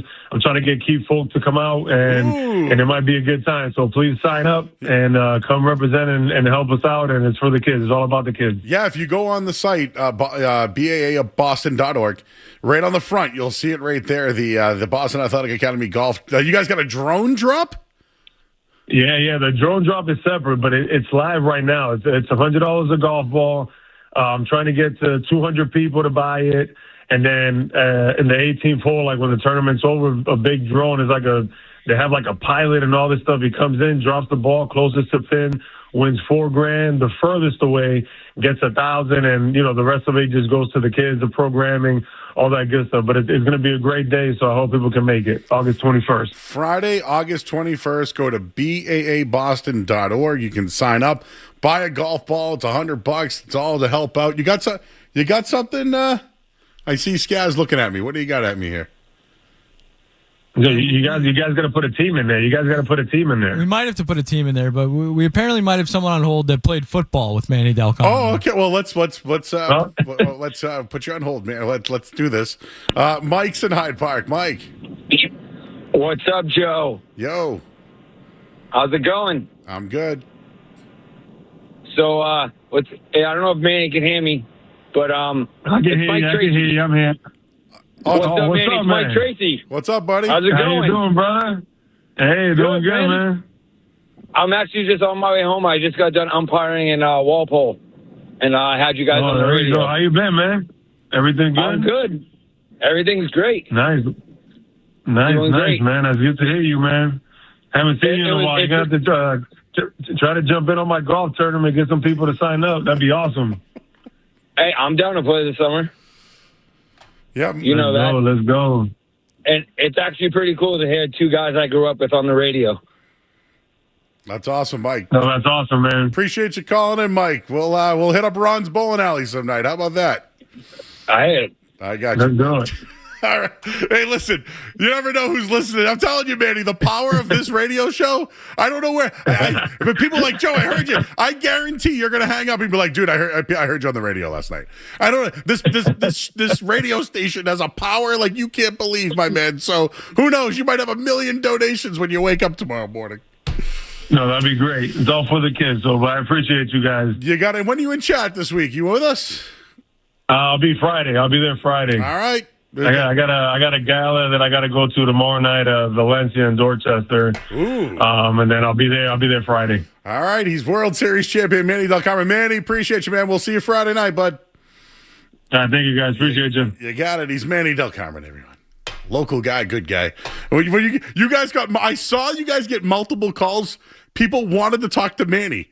So this is why we have to put him in studio so he could just take calls from everybody from back in the day. I apologize for doing that to you and the audience, but it just felt like a really Joe Murray thing for his high school quarterback to call in while he was on the phone. That is true. Yes, it felt very appropriate. I mean, it was only 26 years ago. Only. I mean, how many guys what were we getting your boy Corcoran on? Whatever his name from the. Well, I got to see if he's on the move this offseason, you know? Maybe he'll be part of the trade. You never know, Joe. You never know. Cormac Ryan, that's who we're talking about. You're talking Who to else? him, Who else is from soon. Who's from your hometown? Who else you got? No one. No. I don't think so. Street Team Joe, who's from your hometown? You got a professional athlete from your hometown? I mean, Dawson's got Portnoy, but I don't know what He's got did. Volo Pizza. Yeah, exactly. Anyways, all right. That was fun. Thank you, Manny. We'll go to break. We have a long break. How about this, guys? The Red Sox win 4-0. We got all that, the Jaylen Brown stuff, and the following that headline, if we had one, would have been brought to you by Awaken 180 Weight Loss. Reach your health and weight goals with Reclaim by Awaken 180. A 10-week medication-free plan with weekly results and finish line at awaken180.com. And then if this hour of the Sports Hub, which was brought to you by Valvoline Instant Oil Change. Enjoy quick and convenient vehicle maintenance this month. Visit NewEnglandOilChange.com. You can save 15% off your next Drown Through Oil Change at Valvoline Instant Oil Change, the official oil change of busy people. We got 1 hour to go. We didn't go off the rails just yet, but we will soon here on 98.5 The Sports Hub. More Joe Murray coming up on the Sports Hub.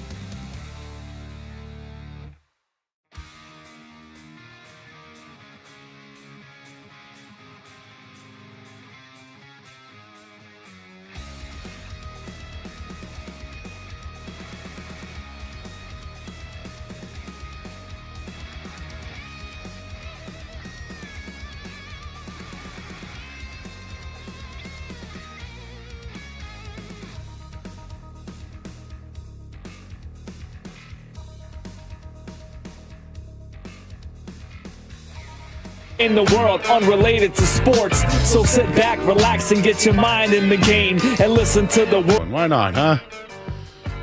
Street Team Joe just came in tonight because he wanted to just come in, and I appreciate that. Come on in the studio, Joe. Come on in. Come on in. Dawson, you can turn your microphone on. Skaz, you can get in on this. What do you guys think is the proper etiquette of free food at the workplace? What do you mean? You're gonna have to elaborate. On this one for me. Let me give you an example. Today I was leaving Nesson, right? And there was a card and a bunch of cupcake boxes. And it was said, "Thank you, production team, for all that you do." I don't know who it was from. But you know how we have like a table at the Sports Hub where people can just leave stuff? The free-for-all table. Yes. Yeah. Well, the cupcakes are on the free-for-all table. Okay. So everyone's like, "Yeah, Joe, there's cupcakes over there." I go, "Yeah, but the card says the production team." So, like, can I take it? So, if it's on the free-for-all table, do you feel like you should be able to take the cupcakes on the free-for-all table? I mean, it's called the free-for-all table for a reason, right? But the card was on display saying it was for the production team. So then I think you got to leave it for a little while, and maybe you circle back. That's what I did. Circle back. I was like, I checked in, gave it the old sniffles, walked around, and someone goes, "Dude, do you have a cupcake?" And I said, "No, are they for us?" And he goes, "You should have one." I go, "Yeah, but it says it's for the production team." "No, dude, you should have one." And I'm like, do I really need a cupcake? Anyways, Joe, how do you feel about this one? I don't like it when my food's taken, but it was on the community table. It was on the community table. I don't want my food taken either. Yeah. I mean, don't get me wrong. I love coming. So when we come in here, this is two-faced a little bit, because when we come in here and there's food there, I love taking other people's food. Yes. But the sharing aspects from when I bring it in.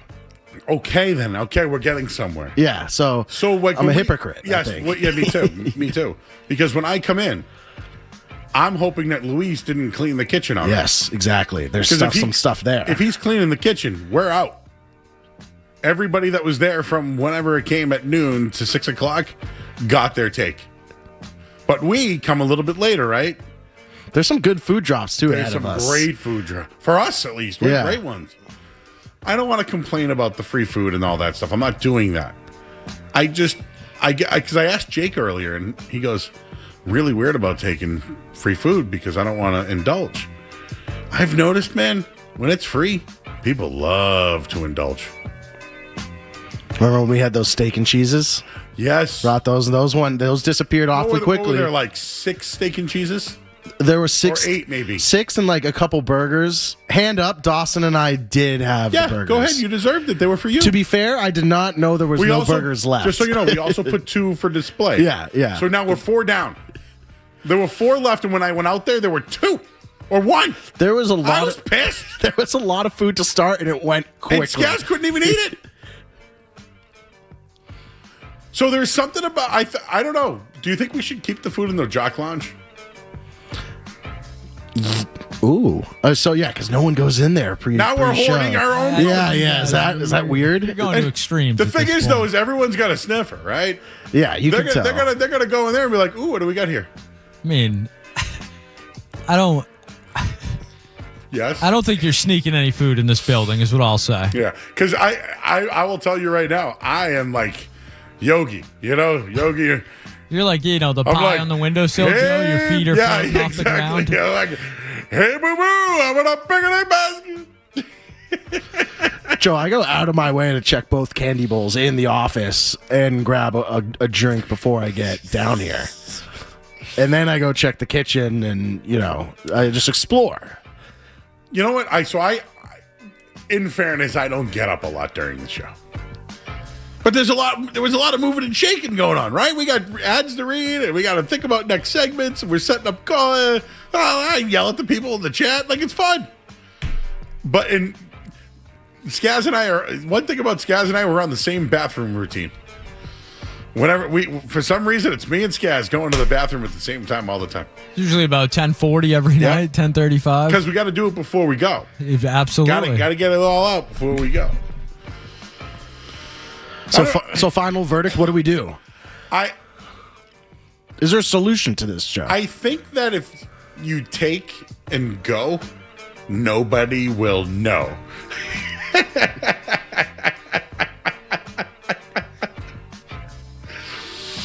So yeah, we I go to I go to my little nook in the Jock Lounge and That's it. hide out. That's it. It's not a bad philosophy. If you take and go. So I think if I bring in food, I think I might we'll experiment. Yeah. Let's bring it in the Jock Lounge, leave it there, see what happens. Let's see what the rate is of people coming and asking about it. So what I'm interested in now is if I go to Nesson tomorrow, do you think there's still cupcakes on the community table? Well, now brings up an even broader question, Joe.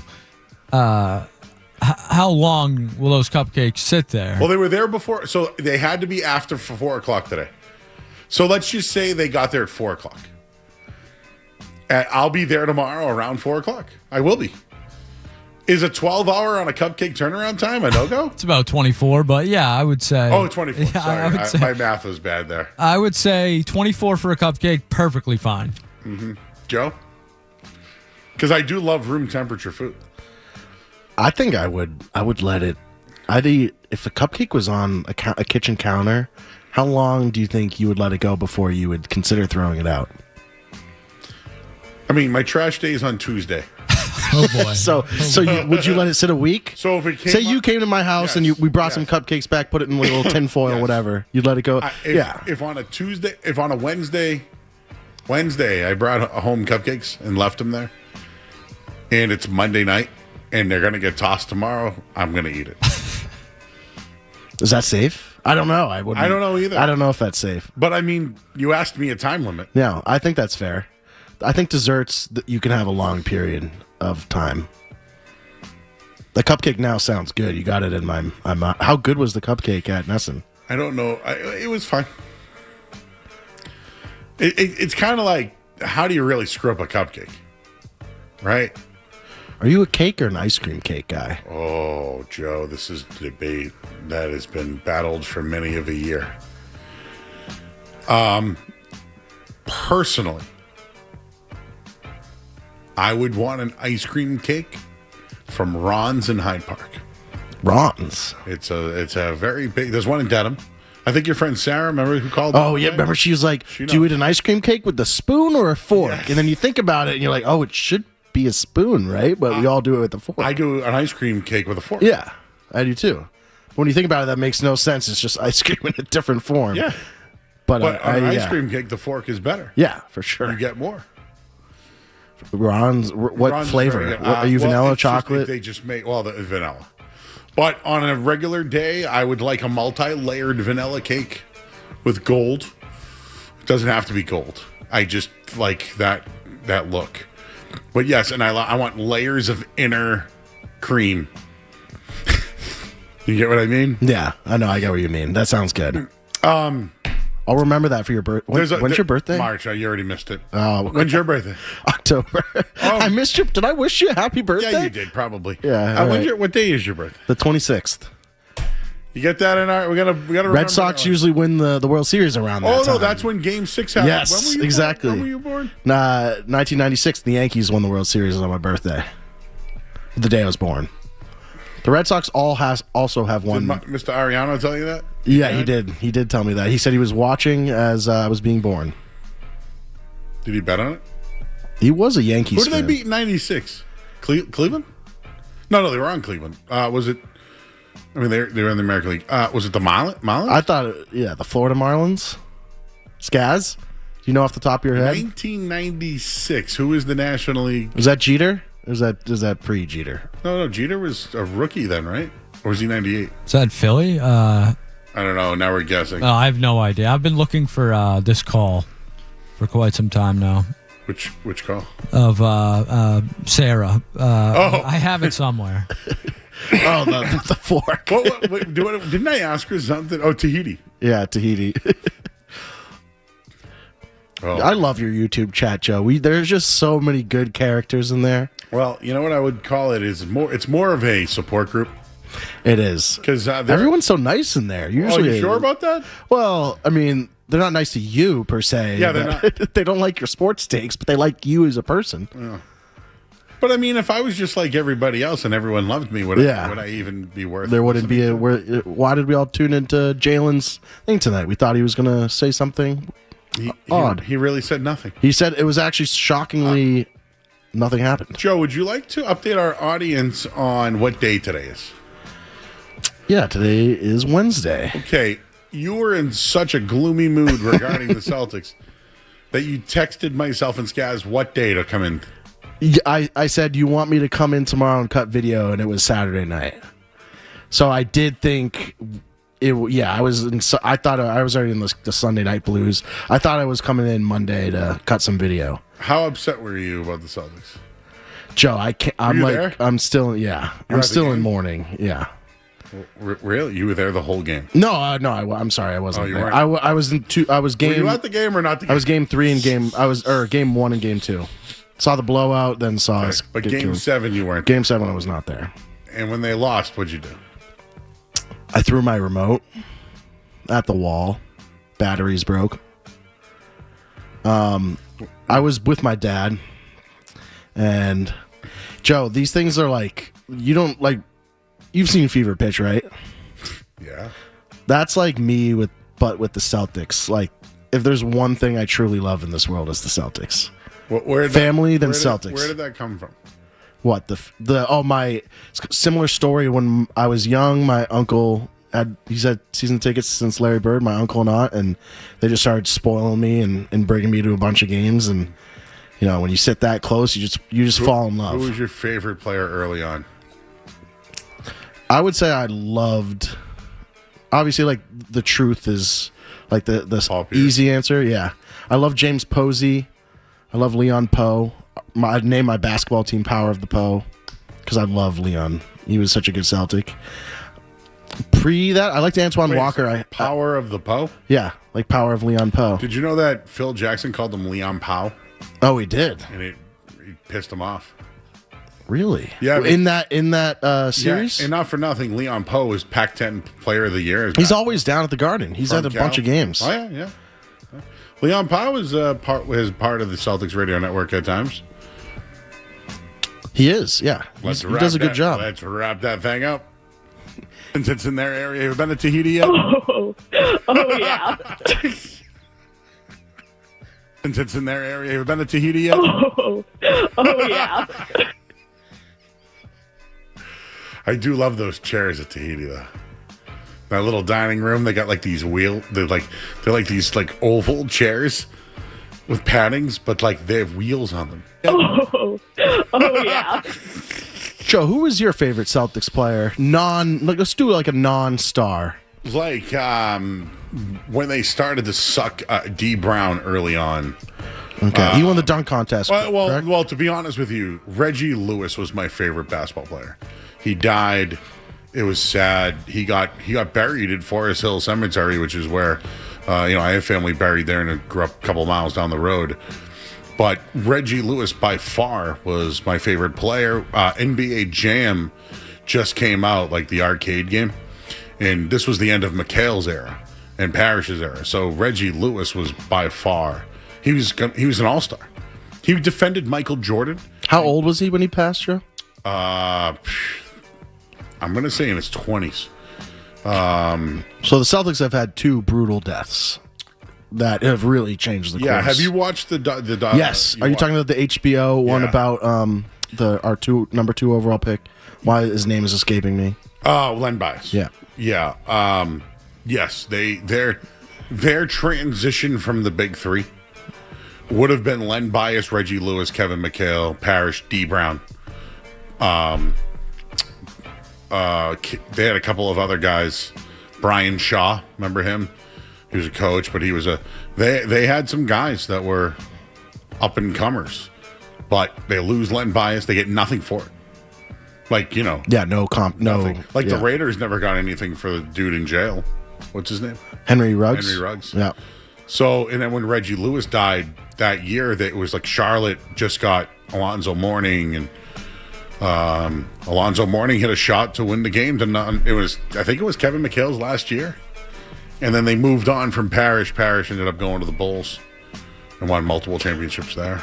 I wish I was alive for the 80s Celtics, because I feel like it's going to be tough to reach that pinnacle again, Joe. Do you ever think in your lifetime or my lifetime they'll ever be good as a Celtics team? I know you could say the Celtics. I'm going to say no because of the league. Mm-hmm. The league makes it impossible for you. Like the Celtics, right, didn't go to hit the tax last year. So if they stay under the next year, they'll then have 2 years to spend money. So if this summer they sign Jaylen Brown to that extension, they're going to have to stay under the cap again. Especially because he's going to make first or second team All-NBA. He's going to be eligible for the Supermax again. But the next year is 2 years. Yeah. They have to stay under the tax. No, they can go over the next 2 years without any penalties. Oh, okay. So that's the whole thing, is you have to stay, I want to say, 2 or 3. That's the whole problem. Like, it's hard to keep teams together at big money. So, like, if you draft 2 stars, right, it's going to be really hard to keep them together. Yeah, so you basically, right now, you can give out almost 2 max contracts.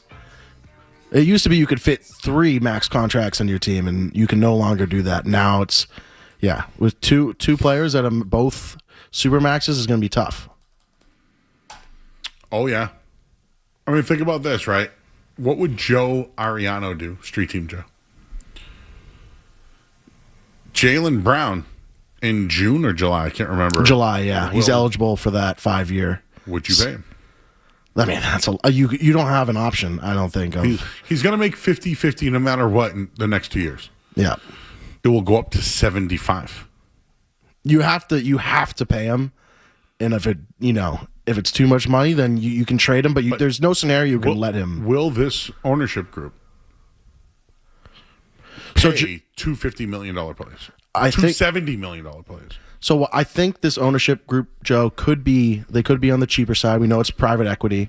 I do not think they are an unintelligent ownership group. And I think if you get rid of Jaylen Brown, Joe, and your return is not a star player or someone with extreme promise like that, now you have to worry about what's Jason Tatum thinking on the other side. I think if you can be cheap around the edges, but if you get rid of Jaylen Brown and don't get a guy like Giannis, or we were talking earlier, Scotty Barnes, even that's not, I don't think, enough in my opinion. If Jason Tatum doesn't have another star alongside him, I think you now have to worry about what's he thinking. Is he going to stay here in the long haul? So I don't think the Celtics are that dumb enough to put Tatum in that situation where now he's questioning the ownership. But I do agree with you. The surrounding players, the role, you absolutely have to worry about that. Let me ask you another question.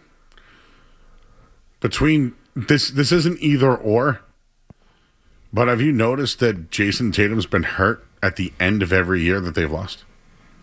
Yeah, the three losses. So what? The Game 7 in Miami in Miami last year, this year. Like, have you really thought about that? Yeah, I've thought so. I think the last 2 years are tough to judge. I would have done the same situation. No, I held him out Game 7. I know, but your star concerned about that. Your star player can't finish the season. I would say I don't think Jaylen Brown is good enough to be your best option in a championship team, so I have to risk it with Jason Tatum. But yes, those concerns are very valid. It's not a great situation, John. Do you think Jaylen thinks that? No, I think he thinks he can be the best player. And when that's a problem. And when he's had the opportunity. And he has not shown he can do it. AKA Game 7. Game 7 against Miami. Last year. He said, he's a good regular season You'd rather player. go with the injured guy. Yes, I'd rather risk it for a guy who I've seen elevate in Game 7, Game 6s, put the team on his back. I've seen Tatum go out there, drop 40, 50 points in a pivotal game that we got to have it. I would have rather had Tatum play injured Game 7 if it meant Brown wasn't playing. If you said pick one for that game, I would have picked Jason Tatum. Skaz, you agree? I think that's kind of the position they're in. I mean, I don't really know the options. The grass isn't always greener. Is that what they say? So, yeah, the devil you know, though. It's better than the devil you don't. That's kind of where I'm at. What movie is that from? I don't know, Joe. Top 5, Joe. I want to take Italian Job. That's what I was thinking of. Oh yeah. That's okay. That's the quote at the beginning. That's how the Mark Wahlberg. Yeah. I like the quote at the beginning of The Departed. I don't want to be a product of my environment. I want my environment to be a product of me. Let's take some calls. Tom's in the truck. Tom. Hey, Tom. Oh, you might have to pause. Gentlemen. Hey, thank you. Hi. Hey, can you hear me? I can hear you. All right. Well, I tell you, we're talking about the 80s, your favorite Celtics. I was blessed to be around in the 80s and be a teenager. And that, I tell you, that was must see TV back in the day. The 80s Celtics, wow. I mean, they were on, I don't know if you remember sports, the sports channel. Yeah, it's now NBC. But, yeah, exactly.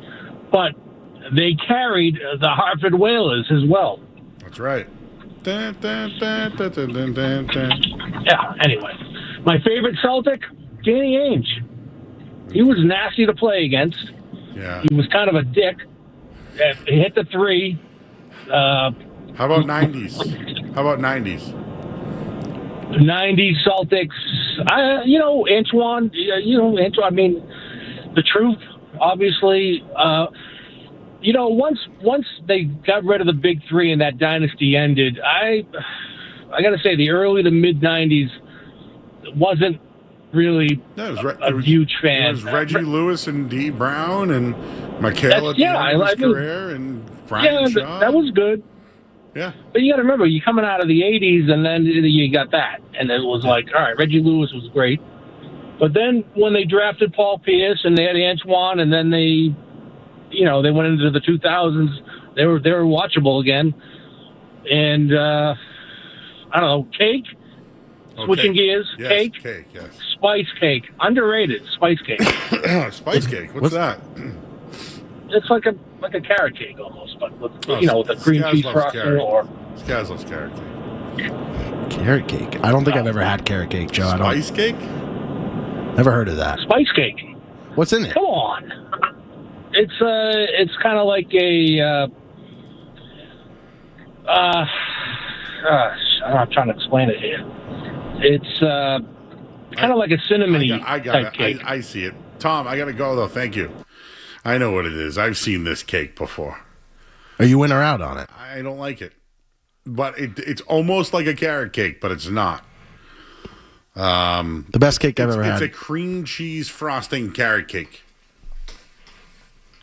You gonna Google it now? Have you had Donna's cake before? They're like famous for weddings. Have I had Donna's cakes? Bro, there was one in my time. I love those cakes. Okay, so of course I'm not shocked when I ask. I'm actually so happy that you know what it is. I love those cakes. So what did they do that's different? Because like I eat their cakes, I'm like, this is not cake. This is something better than cake. I don't know. I love it all. Colin's in Worcester. Colin. Hey, how you doing, Joe? I just want to shout out you with D. Brown. My brother was an intern. He went to Northeastern physical therapy, and he got lucky enough to do an internship with the Celtics and became friends with D. Brown. And D. Brown's a really cool dude. Gave me personal autographs, a few of them. We got to hang out with him one day. He could jump so high he could grab quarters off the back of the backboard, the top of the backboard. He was just a cool dude. He was very friendly. He was the guy I first remembered had Reebok pumps. Yes. Yep. And it's funny. I got a pair of pumps just to honor him to this day. But, I was with D. Brown last year at the Kowloon, of course, and I was with Kendra. They're both from Jacksonville. He wanted nothing to do with me, man. No, I'm kidding. Maybe it's because he had that relation with my brother, but he was a real cool dude to me. I'm joking. He loved me, but I meant it as he loved Kendra. Oh, good. All right, good. I'm glad. Thanks, Colin. I appreciate you, buddy. Yeah, he liked Kendra more, which is fine. It's gonna happen. Would you rather talk to me or her? Tim is in the car. Tim. Underrated non-star Celtic, Avery Bradley. Good defender. Yeah, that game winner against the Cavs. Yeah, broke their home winning streak. Yep, kept us from being swept. Yeah. Great defender, and also he kind of was like a bright spot after that, the dismantling of that 2008 run. He was a bridgie. Didn't Avery Bradley drive out Ray Allen though when we started Avery over That's Ray? what happened. Yeah. Doc Rivers wanted to play. No, Rondo wanted Avery Bradley at the 2 instead of Ray. And Doc kind of wanted it too. Looking back on that. And then they were going to trade Ray Allen and didn't. And instead, Ray Allen signed with the Heat in the offseason and won a championship. And hit the game-winning shot. And hit the great, yeah, one of the... So who won in that deal? I think Ray Allen did all right for himself, right? But Kevin Garnett, though, he's bitter about that one. They gave up. I mean, they made up at the retirement ceremony. Yeah, but who got the better? Ray won that exchange. He won that exchange. Yeah. Having multiple championships means something. Puts you another level. Were you shocked with what happened with the Nuggets? I was in utter disbelief. I think Nikola Jokic is on suspect alert. Do I think he's an incredible, probably the best player on the planet? Probably. But is there something about his teams not being able to beat quality teams? He's in the playoffs. He's never beaten a team over 50 wins, ever. Should we start to question? People crap on the Celtics run. Look at the Denver Nuggets run. Beat an 8 seed. In the finals. I don't want to derail this great sports conversation that you're having, but I feel I would be doing a slight disservice if I didn't ask what the F are Donna cakes and why did you guys act like those were like Oreos or McDonald's or something that we're all aware of? What is a Donna cake? Have you picked your wedding cake yet? I have no, Joe. I have not. So it's not a type of cake. It's a place. It's a place. Okay. Skaz, I'm not even kidding. If you haven't picked your wedding cake, I would advise you and your fiance to immediately book an appointment. My cousin, I've had their wedding cakes like 4 or 5 times. So we got to call Donna. I think you got once you have it, it's nothing. It's nothing like you've ever had. I will tell you this, guys. What is the cake? What is the significance? Let me just tell you this. I've only had Donna's cakes at like a communion or like you know how you have like a VFW hall. Everyone makes the food, but it's a special occasion. But they buy a Donna's cakes, Yes. right? Everyone makes food. You buy a Donna's. It's just one of those like layered ones you'd see someone make on TV that's expensive. So I would also say, Skaz, that bring your wallet. Bring your wallet, yeah. But yes, there was Donna's Cakes. There's one in Boston. They're very big around the holidays. They also make those little. They make a lot of like different cookies that you get. Donna's is awesome. How would you describe the cake? Like, why does it taste different?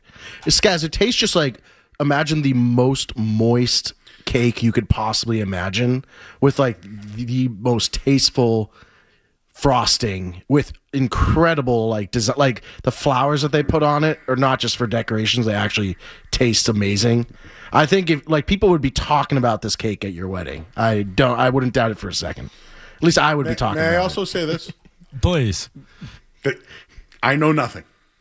And we're going to break after I say it. Ain't nobody remember the cake at a wedding. We'll go to break. I'm Joe Murray. You're listening to 98.5 The Sports Hub. Don't go anywhere. There's more Joe Murray. On the way on 98.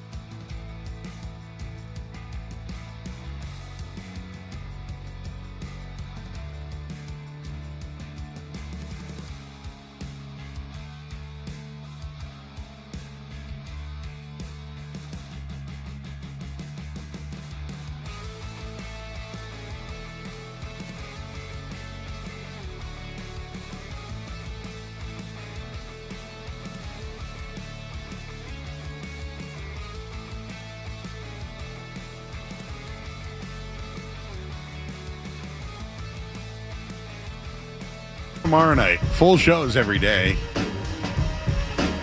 We have Rev's guest, right? What's it? Griffin?